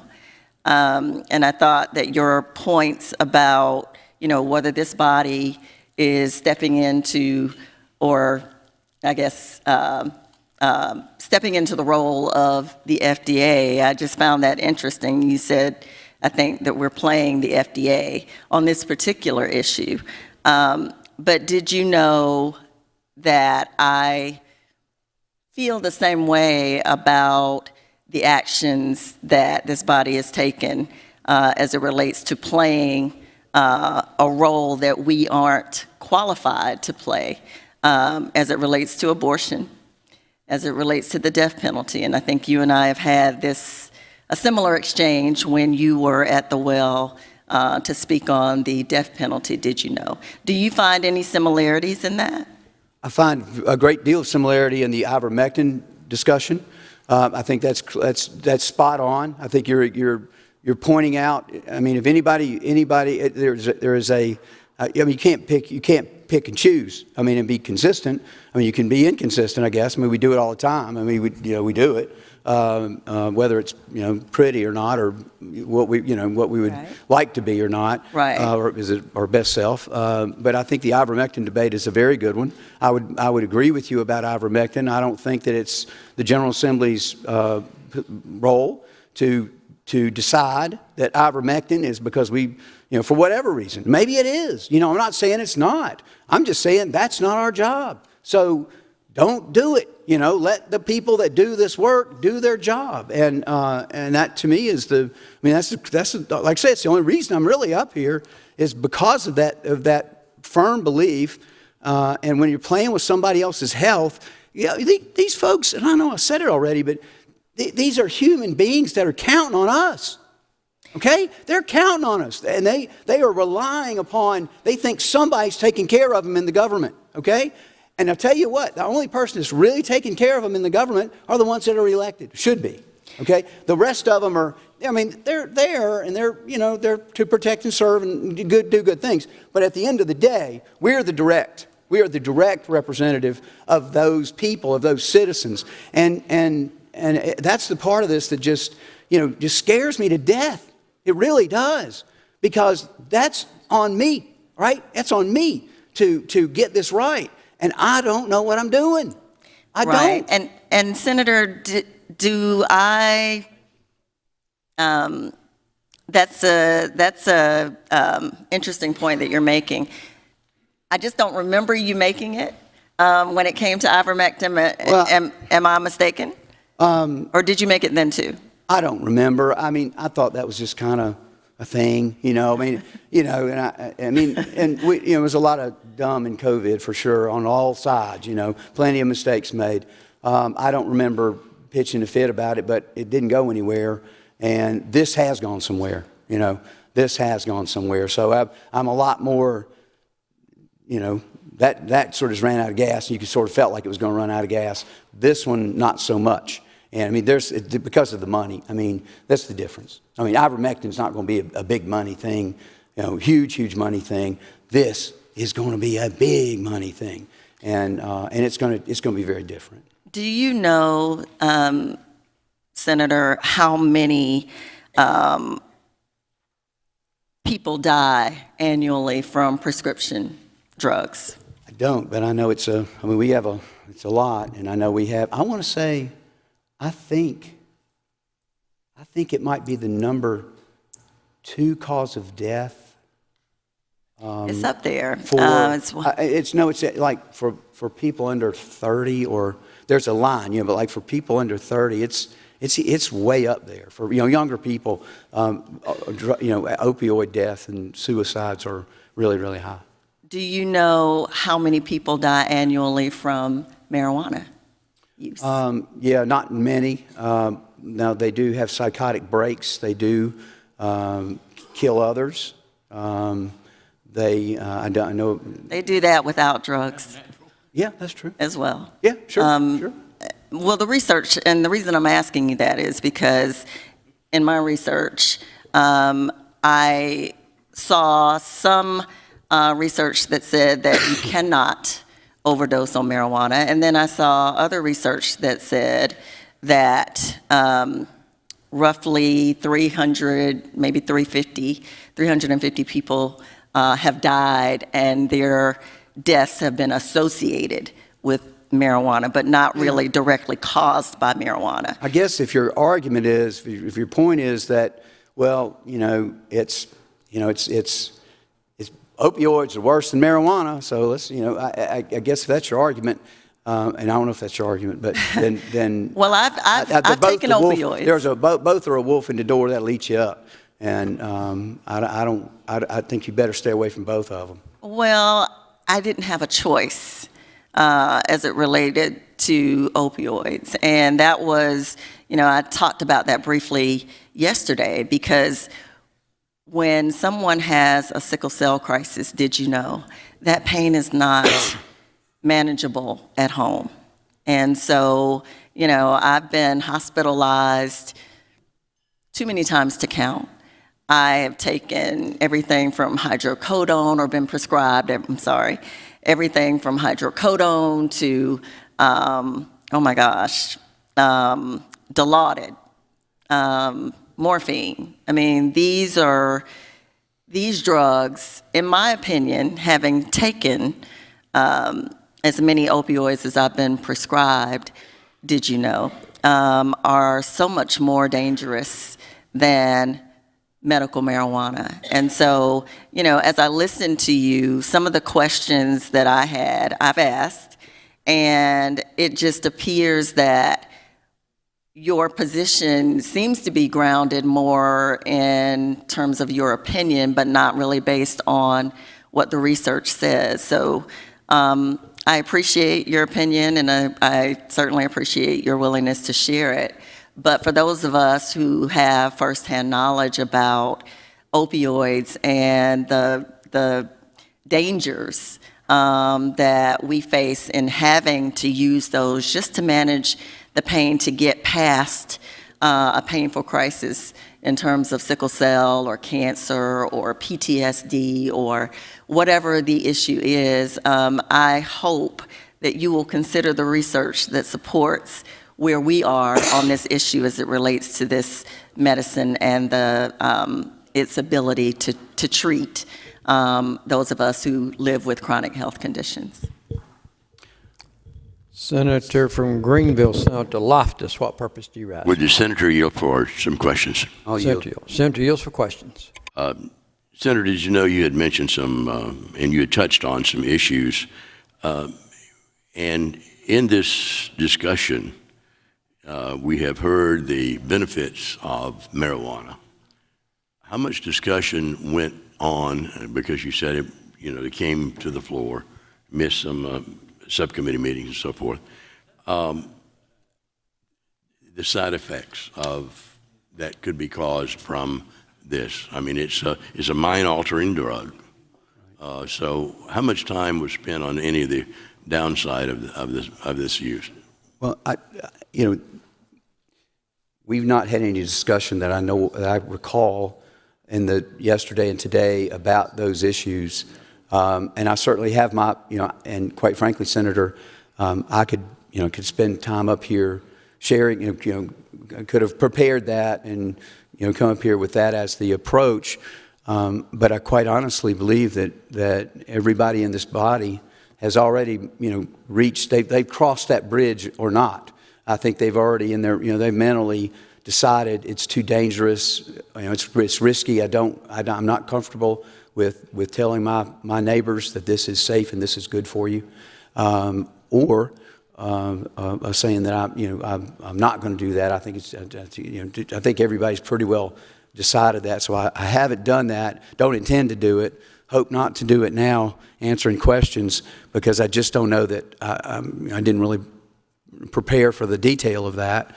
And furthermore, I just don't know that it would be beneficial to the body. I don't think there's any words I'm going to say that are going to change anybody's mind about the dangers of marijuana. Senator, I don't disagree with your position on that, and the reason I asked that question is because I just feel like there are consequences to any drug, pill. You look at your prescribed medication, it'll tell you not to drink alcohol or not to drive or those things on it, and we have not, just wanted to note, we had not discussed that to my knowledge in relation to this bill.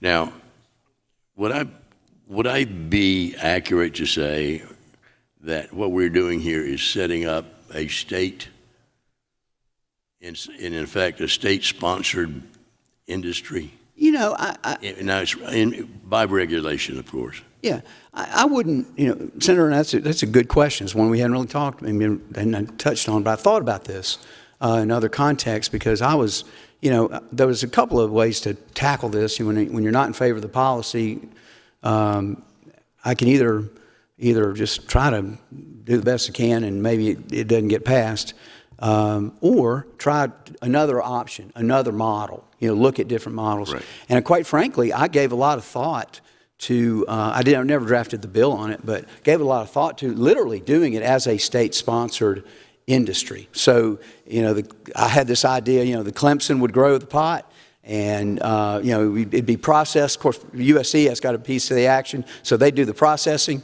and then you'd have at the retail level, it would be like ABC stores, like the old, like I guess some states still have them, where the government still sells you alcohol, and that way you really could. And I think there's a lot of things you could do with that to make it safer, where you could eliminate a lot of the charlatans, I think, that are going to pop up and are going to be the bad actors that end up in this space. I think you could curtail that a lot. I think you could make money on it. I think you could benefit the city. If you're going to let the wolf in the door, then we could at least help have a benefit for those that they do suffer from this policy decision, and we would have resources available to try to address that. So I think but to answer your point, I guess I just shared that because I think it's still an interesting idea. I don't think any state's done it like that because the big money marijuana don't want to do it that way. That would cut them out of the action, and they don't want any part of that. So this bill does not create a government-run. It is a private sector business. But I would say it is a regulated, and even one could argue heavily regulated, heavier than many, certainly heavier, much heavier regulated than many other industries. So I think that would be a better characterization as a private but heavily regulated. Senator, were you here during the video poker debate? I can't remember when you got here. No. I was, and that was a big industry. Yeah.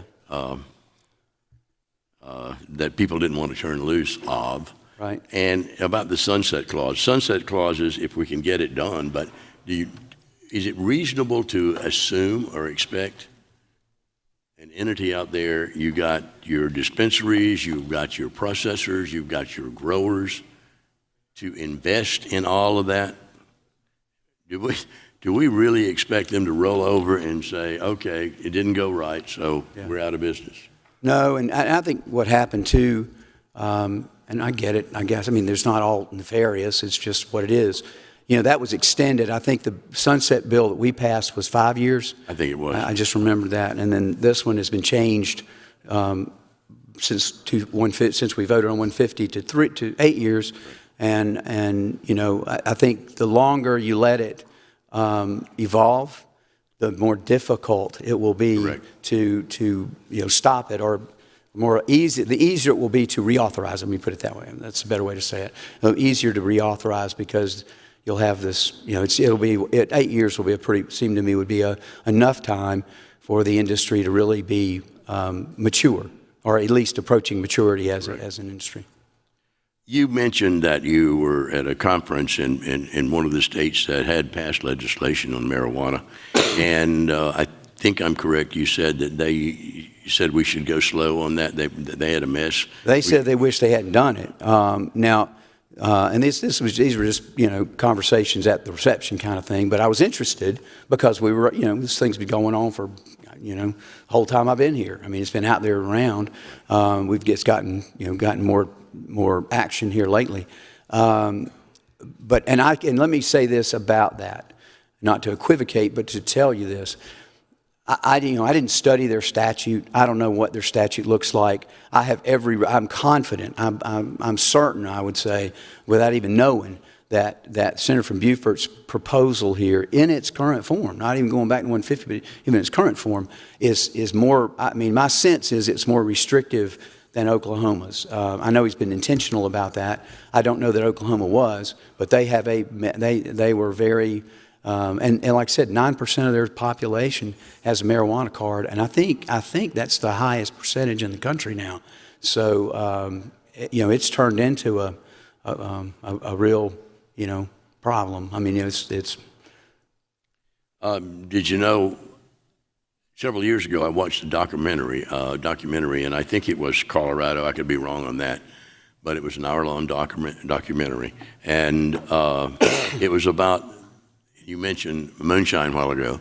It was about illegal growers of marijuana. Had nothing to, it was a regulated, I guess it was public use. I mean, you could buy it.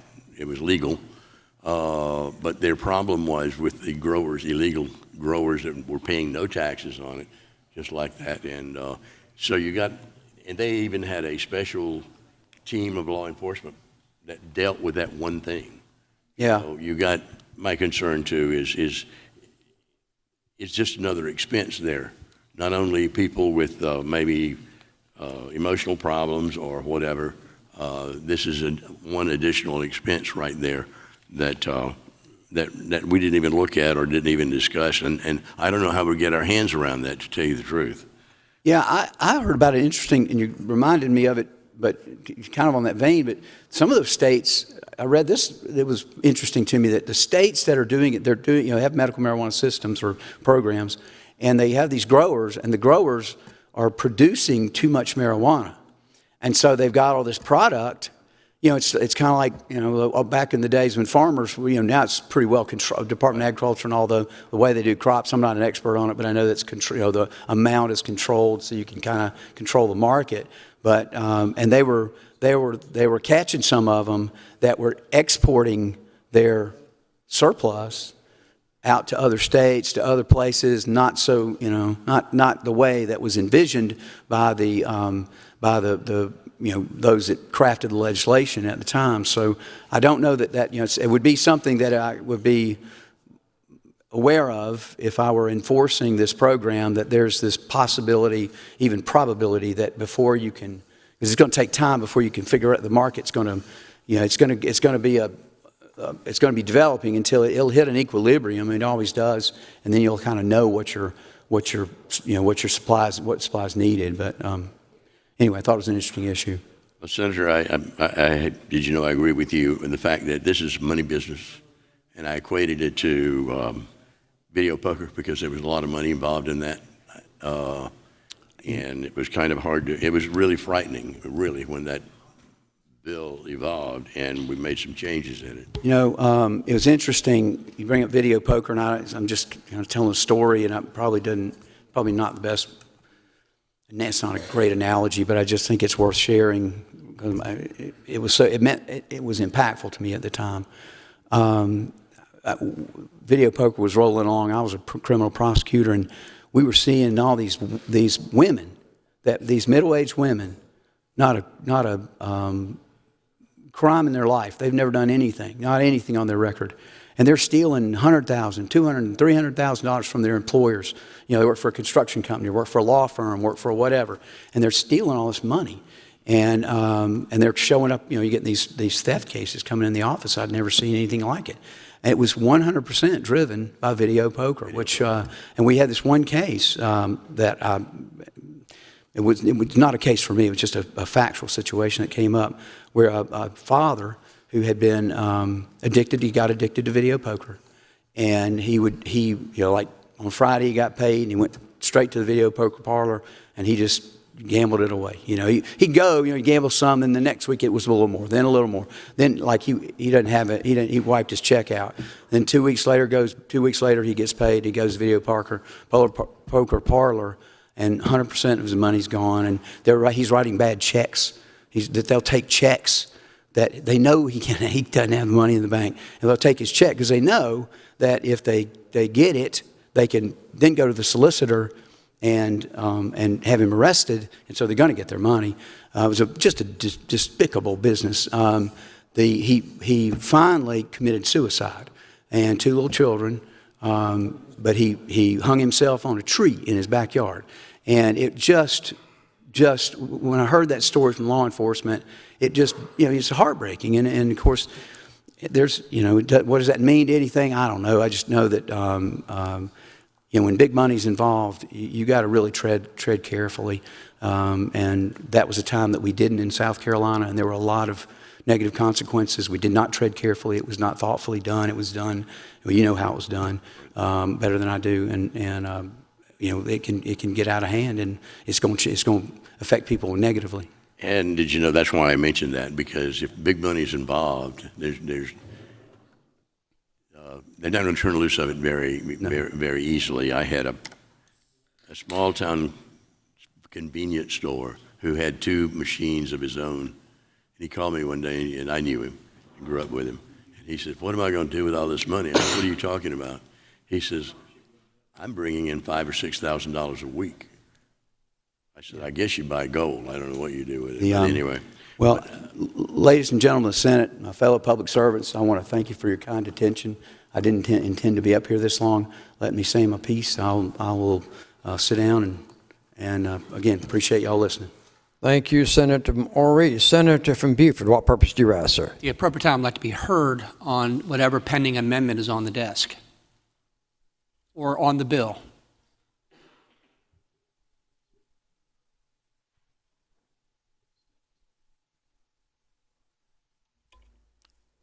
I'm going to rule that you can be heard before we go to the next amendment.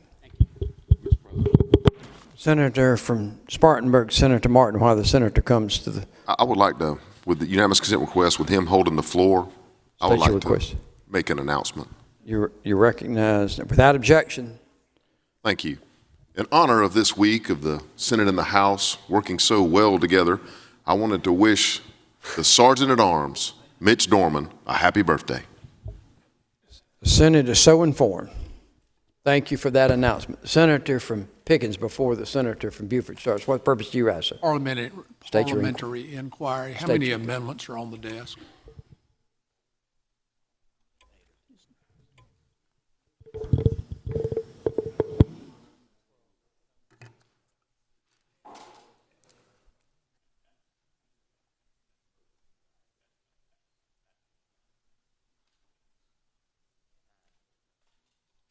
Currently, we have 9 amendments on the desk. Senator from Beaufort. Thank you, Mr. President, and thank you for allowing me to speak on the bill, I guess by way of introductory comments or in response to my friend from Ori, because I think it's important to address those things in real time, because I think some misimpressions may have been formed. First, let me say that I appreciate the manner in which the senator from Ori has approached this issue. Similar to 2 years ago, when he could have filibustered this bill and may have prevented a vote on this bill. He didn't do that. He put his shoulder to the wheel 2 years ago and came up with a list of things that might make the bill better, which I took assiduous notes in regard to. and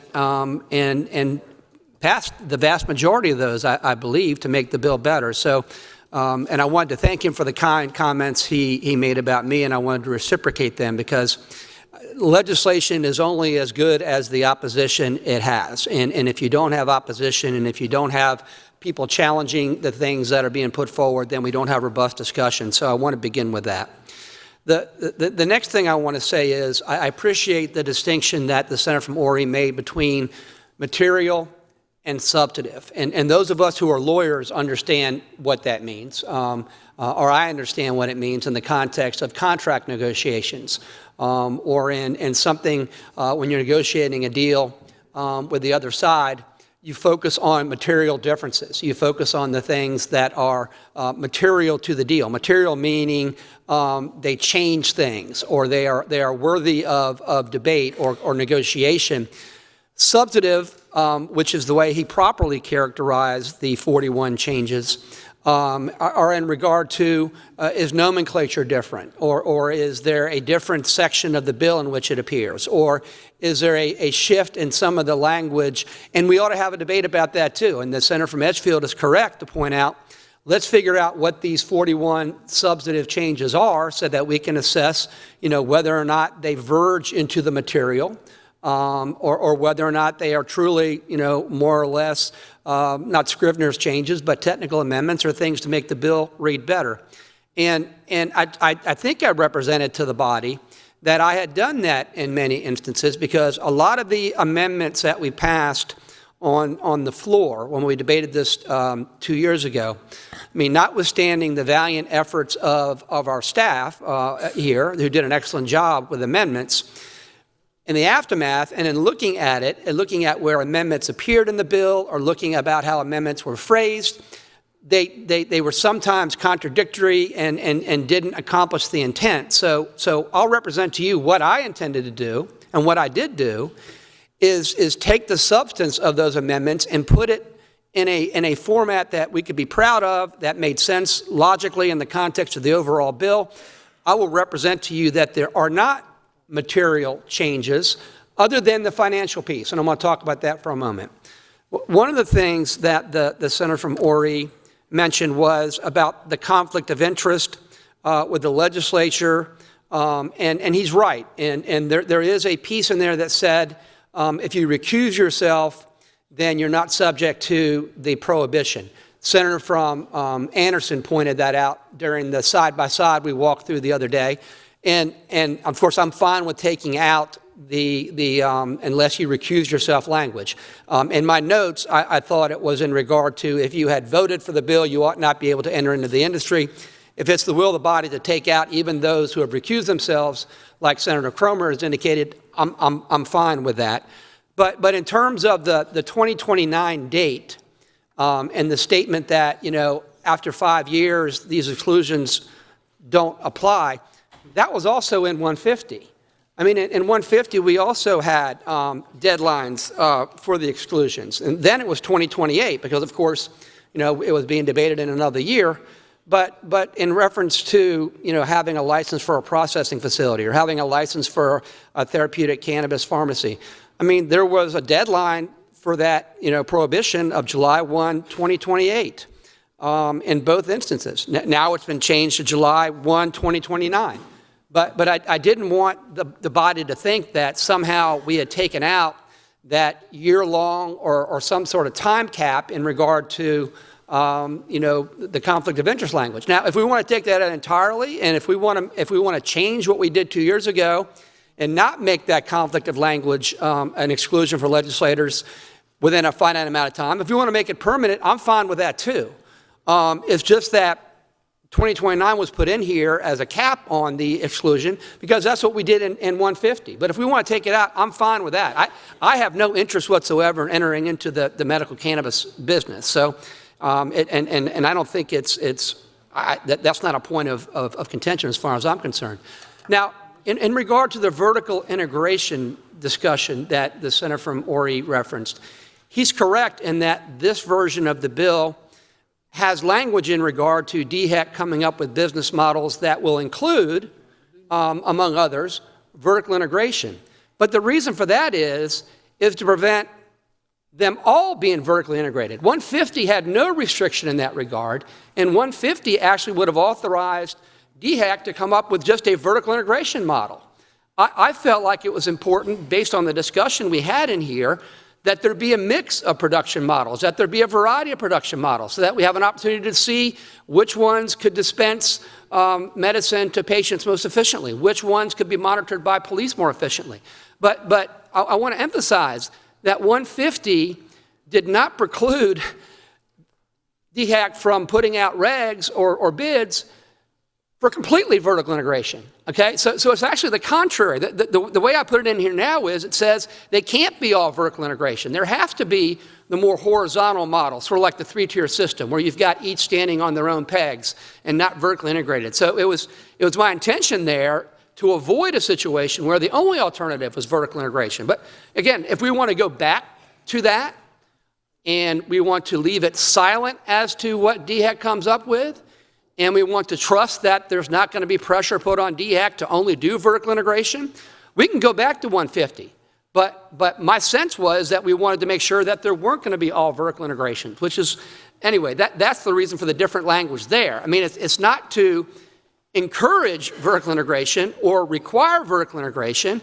It's to ensure, unlike 150, that DHEC couldn't come up with something that was entirely vertical integration. So I wanted to make that distinction.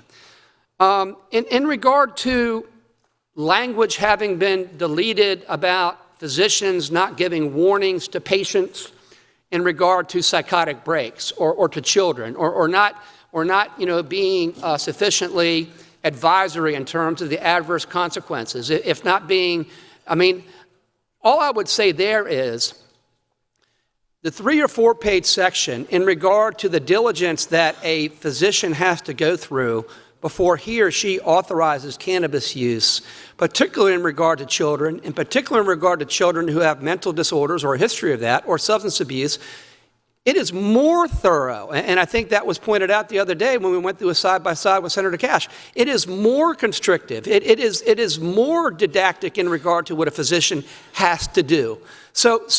And I think, in fairness, the Senator from Horry made this point too. While there may be substantive changes there, they are substantive changes that I think make it even more conservative, that put even more of a requirement on a physician. For instance, they have to consult a specialist in mental health if there is a history of a patient having a history of mental disorders or substance abuse.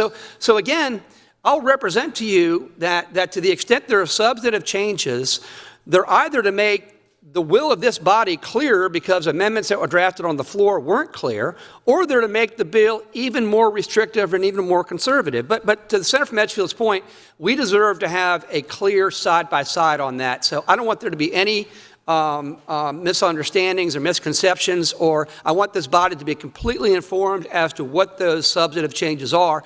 I'll stand by them. I'll explain them. I think I did a fairly good job of explaining them to the Senator from Anderson when we walked through for about an hour on a side-by-side. And then, as you'll recall, the Senator from Anderson, who I consider to be a very thorough student of legislative process, then said, Senator, I'm satisfied that this bill is materially the same as it was we passed 2 years ago. So again, I welcome that analysis. And I think the Senator from Edgefield is entirely correct in saying that ought to be put before us in a much more specific way that's listed out. I will make a commitment to endeavor to do that over the weekend. I know that the Senator from Horry has already provided some work product in that regard, but I'm confident that we can have a comprehensive, thorough debate on that on Tuesday, which is, I think, practically what we're speaking here is we're going to have to be on Tuesday. I don't want this to be rushed. I think it's at some point in time we need to bring it to a vote, and it's not going to take us 3 weeks. I don't even think it's going to take us much longer than a couple more days, but I do think we have to have that before us. The next thing I will say is in regard to security, which is on page 48 of the bill. I referenced in there that every medical cannabis establishment, and I'm going to read the exact language because I think it's important. It says, medical cannabis establishments shall employ a former or retired law enforcement officer in good standing, former or retired military personnel, or a security agency with the ability to provide security to deter and prevent the theft of cannabis products. He's correct in regard to the private security being added there, that was because the response I got was that there would not be a universe of retired law enforcement sufficient in order to satisfy this statutory requirement.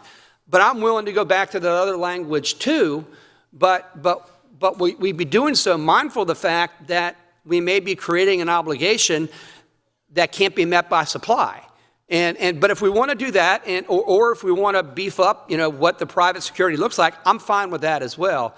But the reason for that was I didn't want to create an obligation that there wasn't a supply that could satisfy the statutory obligation. But again, if we want to go back and just make it retired law enforcement, I've got no problem with that.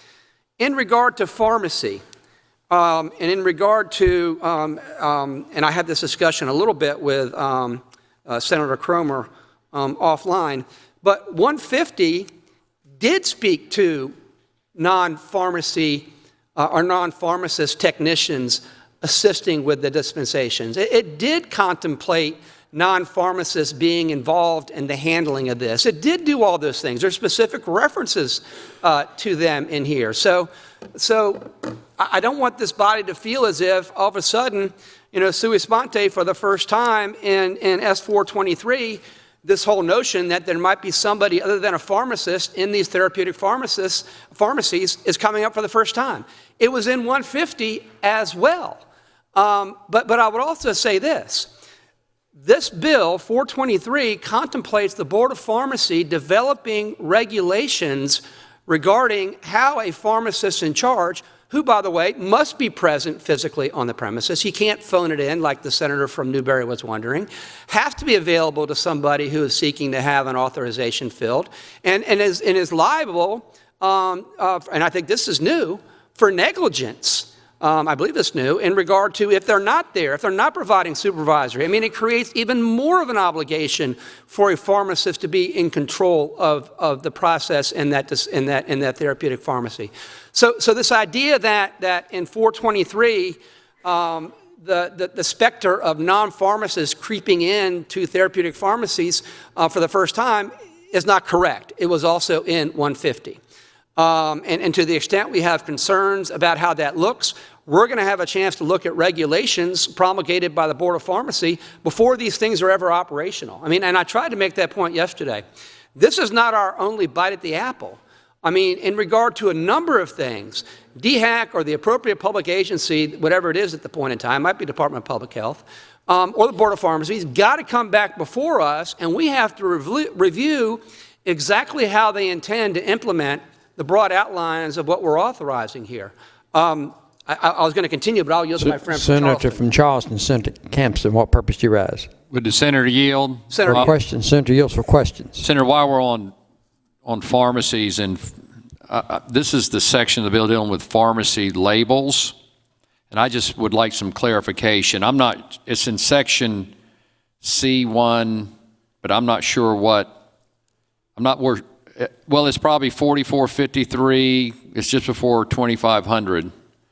4453, 2500 is the next section, but this is a section preceding that, because all I have is 2490. 2490, okay. So C1, it provides that each label must include the percentage of tetrahydrocannabinol oil and the percentage of cannabinol oil. I'm not sure if I'm pronouncing that correctly. Cannabinol, yeah. With a profile tolerance of 10%, and the underlying bill requires a no more than 5% THC, right? I think that's correct. And I want to just know if this is changing that percentage. No, they're two different things. I think you're relating to there are caps in regard to the THC that are set forth in the definitional section. And that cap is what? Is it 5%? It's by milligrams.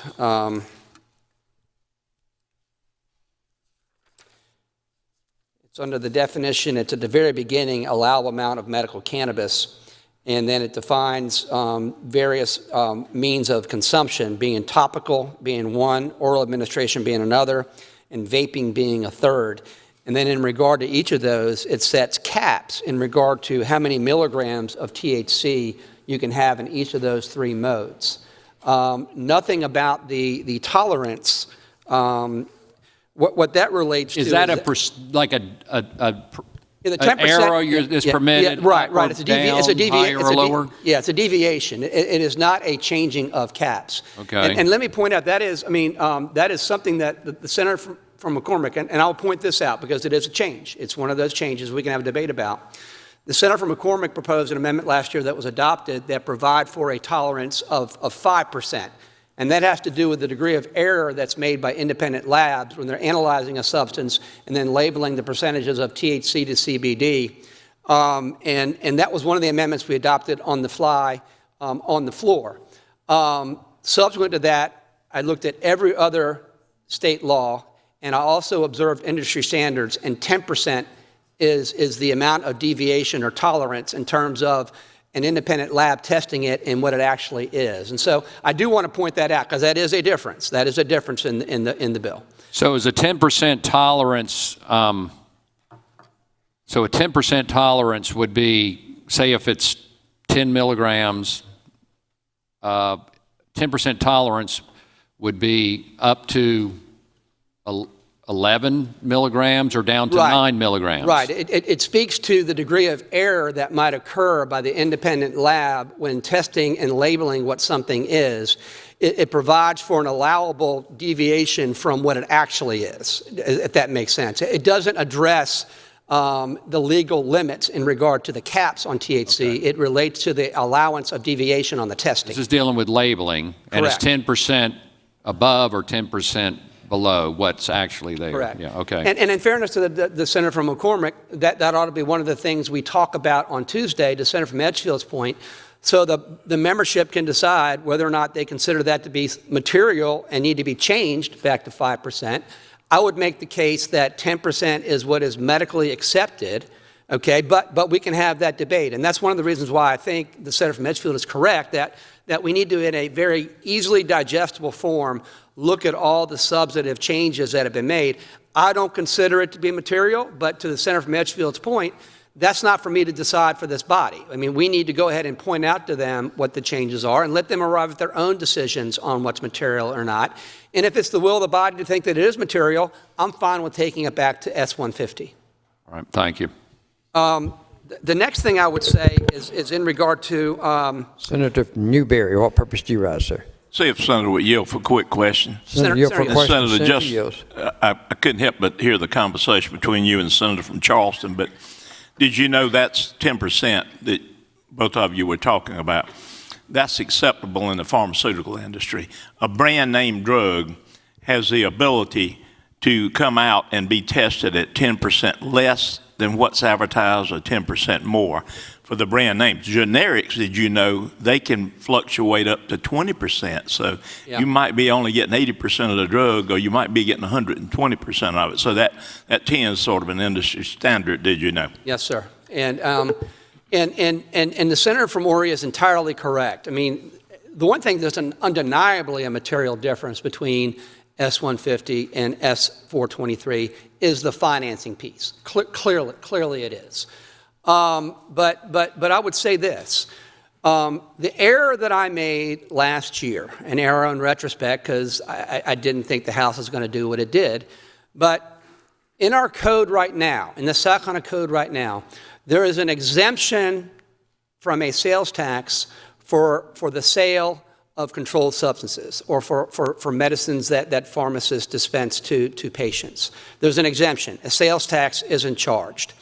I wanted to make sure or make clear for financial reasons, because I didn't want this to blow any hole in the budget. I wanted to be self-sustaining. I affirmatively said in 150, the sale of medical cannabis shall be subject to a state sales tax. Okay?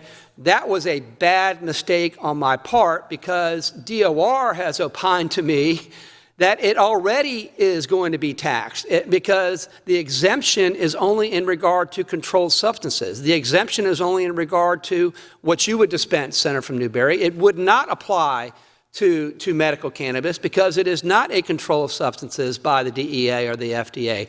So I could have avoided this whole mess with the House if I had just done nothing and been silent about it.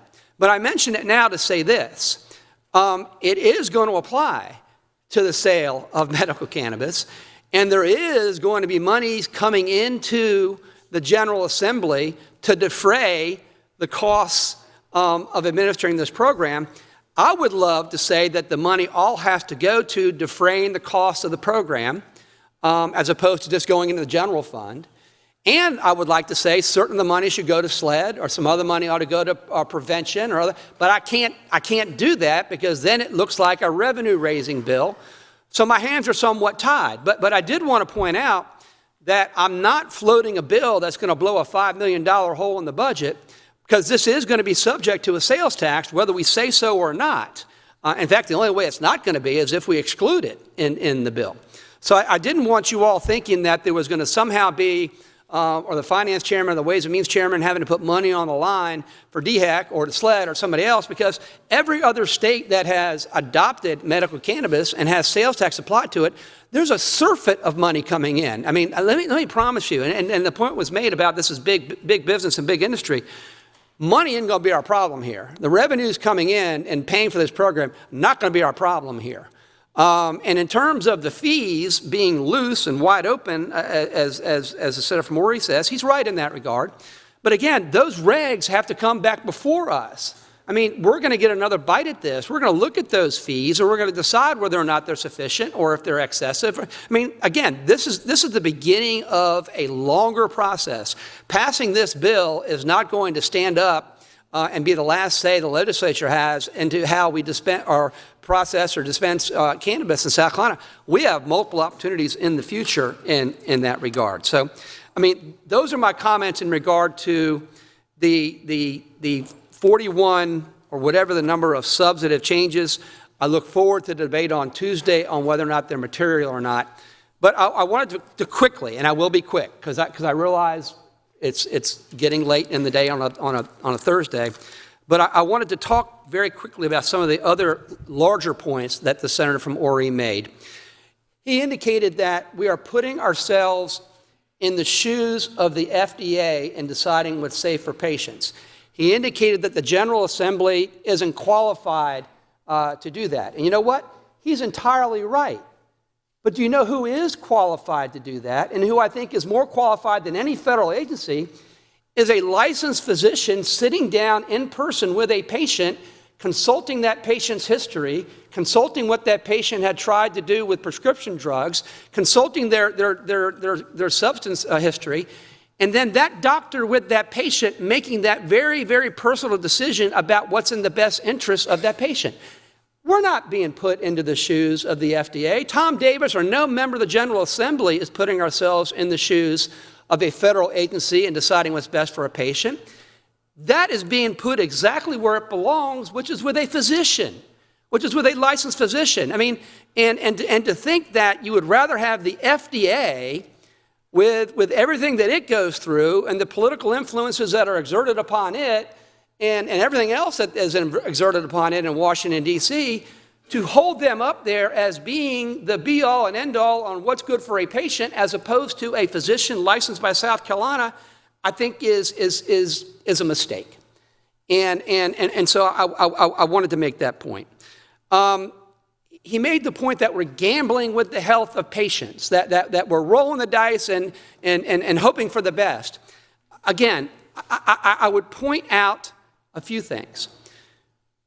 There are 4 pages of things that a physician must do in terms of analysis and diagnosis and consideration of alternatives and warnings in regard to if you have a proclivity for psychotic. I mean, there are a whole lot of things that a doctor has to go through, and if he or she does not go through them, they can get their license suspended or get sued for malpractice.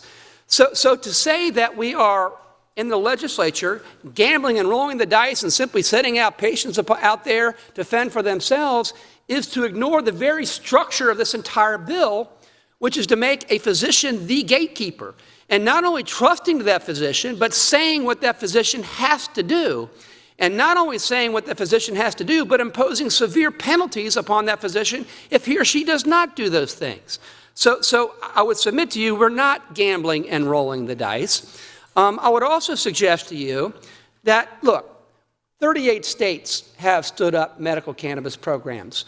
You know, we're not trailblazers here, guys. I mean, we're not. It's going to be 40 states before this year is over. Before long, you know, to the Senator from Ori's point, it's going to happen eventually, he said. He doesn't like it, but he recognizes that demographically that's the way things are moving, and I think he's right. But if that's the case, and it is the case, wouldn't you rather now proactively go ahead and define how that's going to be, rather than wait a few years and simply have everything opened up to where we do have Colorado, we do have California, we do have some of these states that are wishing they could put the genie back in the bottle. And to me, being proactive and being conservative, and look, I have gotten a tremendous amount of criticism from the grassroots on this who don't like my bill anymore, Senator from Charleston. They want to grow their own plants. They want to know why they can't go ahead and decide what's best for themselves. This is an extreme libertarian point of view. And look, I get it at some level here. I mean, because if I'm doing something that only affects myself, it's sort of like the old definition of liberty by John Stuart Mill. My freedom to swing my arm ends where your nose begins. So that if what I do affects only myself, then the state has no legitimate role in governing my behavior. But I've moved beyond that because I recognize there are social implications to an individual taking cannabis that do spill beyond the reach of that person's arm. But I want to point out that this bill is not supported by those that Senator Johnson said somebody stole a wheelchair to be wheeled in. I mean, those guys don't like me and they don't support. The reason you don't see them out there anymore is because they don't support this bill anymore. This bill is too conservative for them. I mean, things have moved so far in the other direction socially in terms of recreational use. I mean, you have 17 or 18 states now that have legalized it for recreational use.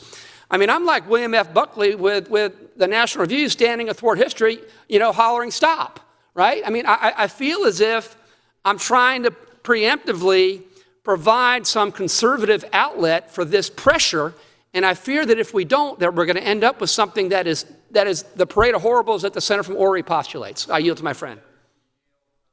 Well, excuse me a second. Senator from Charleston. Would the senator yield? Senator yields. Senator yields for question. Senator, you talked about states legalizing drug use. I noted, I think it was a week and a half ago in the Wall Street Journal, I first read it, that Oregon of all states, one of the bluest states in the nation, one of the most liberal states in the nation, is reconsidering their legalizing recreational use of, it's not just marijuana, it's all kind of drugs. Mm-hmm. And they have havoc in their cities where people are sleeping in the streets and Portland. you know, affecting productivity, and they are actually regretting that they legalized all this recreational use, and they are considering, I think they have to actually amend the Constitution again, I'm not sure, but they're actually considering outlawing drugs because of the experience they've had. And this goes to, were you aware of that? I was, and to the Senator from Ori's point, and he made a lot of good points. It's important that we take our time. It's important that we deliberate. And yes, it's important to do your own due diligence. Certainly don't rely on everything that I say to you, because look, I'm an advocate to some extent here. And it's the nature of advocacy. I try to present good information, but it's the nature of advocacy to present information in a way that persuades. And maybe that's not the best thing. Every member should look at this bill. It's not that dense. I mean, it's fairly dense. But I would encourage that. But I think what happened in Oregon and in a lot of these states, they didn't do the degree of diligence that they should have done. And that leads me to another point that the Senator from Ori made about process, and he made some good points about process. This is the 10th year that I have been pushing forward a medical cannabis bill.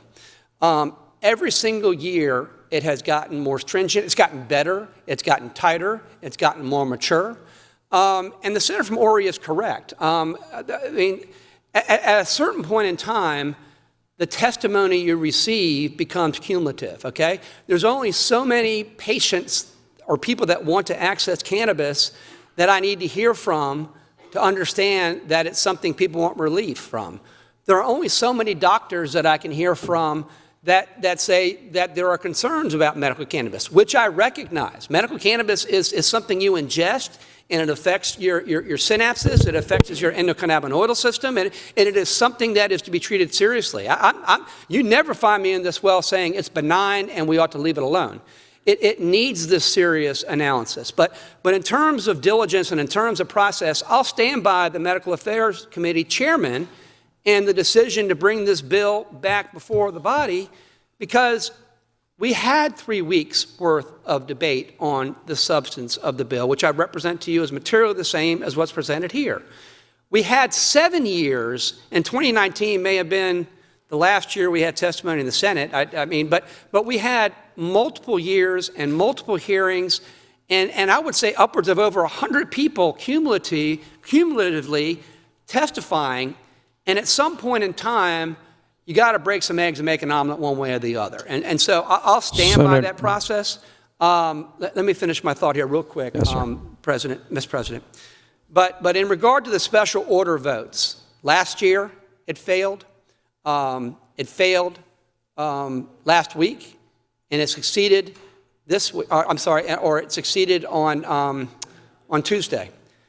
I think everybody in this body knows that the failure of those special order votes were influenced by other factors than the substance of the bill. There were hard feelings in regard to abortion. There were hard feelings in regard to hate crimes. There were hard feelings in regard to constitutional carry. But to not be cognizant of the other pressures that were at play here, and everybody in this body understands that. I mean, some of the most passionate proponents of this bill voted no for special order for reasons to make the points I'm just suggesting. So I just want to finish that thought, Mr. President, and I will yield to whomever's next. Thank you, Senator Buford. Senator from McCormick, what purpose do you have, sir? Mr. President, Senator from Greenwood. Greenwood. Oh, yes, sir. I'm sorry. I said Yes, sir. McCormick as well. I apologize. No problem. It got changed on us all. Okay, all right. Fair enough. No problem. With the Senator Senator from yield for Greenville. questions. Greenwood. Senator yields. Senator yields. Senator from Greenwood yields. Thank you. In our analysis, or when you're going through the bill over the weekend, there are 2 points that I'd like for you to think about. One is we appear to have done away with our earlier bills, the 1980 bill and the 2000 bill, that dealt with clinical studies. And I've looked at your latest iteration of research facilities, and it doesn't have anything in there about that. In my estimation, that is a substantial and a material change. So I want to talk about that next week. The bill that was passed in 1980 for clinical studies. Right, it did away with both. It Okay. did both of the South Carolina previous, and in my mind, that's substantial. The other thing is, and it may be because we haven't had the opportunity to have these subcommittee hearings, but there apparently have, since we began this, there's 4 new drugs that have been approved by the FDA that are marijuana drugs. And my reading of your bill excludes those FDA-approved drugs from this bill. And I want to talk about that and why that is. I think that's because they could be dispensed through regular pharmacies, and so the bill didn't need to speak to that, because if they're approved by the FDA, they could be dispensed through the conventional pharmacies, was the reason. But if you want to have them included in these therapeutic, we can have this conversation. I mean, shouldn't those doctors who are talking about this type of 10% tolerance, and then now they've got something that's FDA approved, if it's helping people, which is, I believe, and I truly believe that's your intent here, shouldn't that be included in this bill? I could see an argument as to maybe include it within the physician's due diligence when they're talking about options. Maybe that be disclosed to the patient as an option they should try before they go this other route. I take your point. I think if there are additional drugs, those ought to be considered by a physician in consultation with that patient. So I do think, but I can work with you on that. I think you're making a fair point. And he should not be, denied the ability to go ahead and prescribe, because he's a doctor. He can prescribe anyway. Sure. So it's another piece of ammunition to help us solve the problem. That's a fair point. Thank you. Senator from Edgefield. Oh, I'm sorry. Senator from... Mr. President, Senator. I think we've reached a time that probably be good to adjourn for the afternoon, and I want to see if anybody has any unanimous consent requests or announcements before we do that. Senator from Lawrence, what purpose do you rise, sir? Mr. President, I ask unanimous consent to go back to the box for the purpose of just reading the one bill in the reading clerk's hand. Is there objection to returning to the box for the purpose of reading the bill that's before us in the box? Here, no objection. So ordered for the sole purpose. Reading clerk will read. Introduction of a bill by Senator Verdon and amends the code, adds a section so as to provide definitions related to cryptocurrency, adds another section so as to permit an individual to use digital assets and to prohibit additional taxation of digital assets, adds a further section to permit an individual to participate in home digital asset mining. This bill is referred to the Banking and Insurance Committee. Further unanimous consent request. Any announcements for the body? Senator from Edgefield. Mr. President, does the senator from Beaufort want to retain the floor? Okay. And Mr. President, I ask unanimous consent that with the senator from Beaufort retaining the floor on the bill that the Senate do now adjourn. Unanimous consent request with the senator from Beaufort retaining the floor on the bill. The Senate do now adjourn. Is there any objection to that unanimous consent request? Hearing no objection, so ordered. The Senate is adjourned to meet Tuesday at noon. Enjoy your weekend.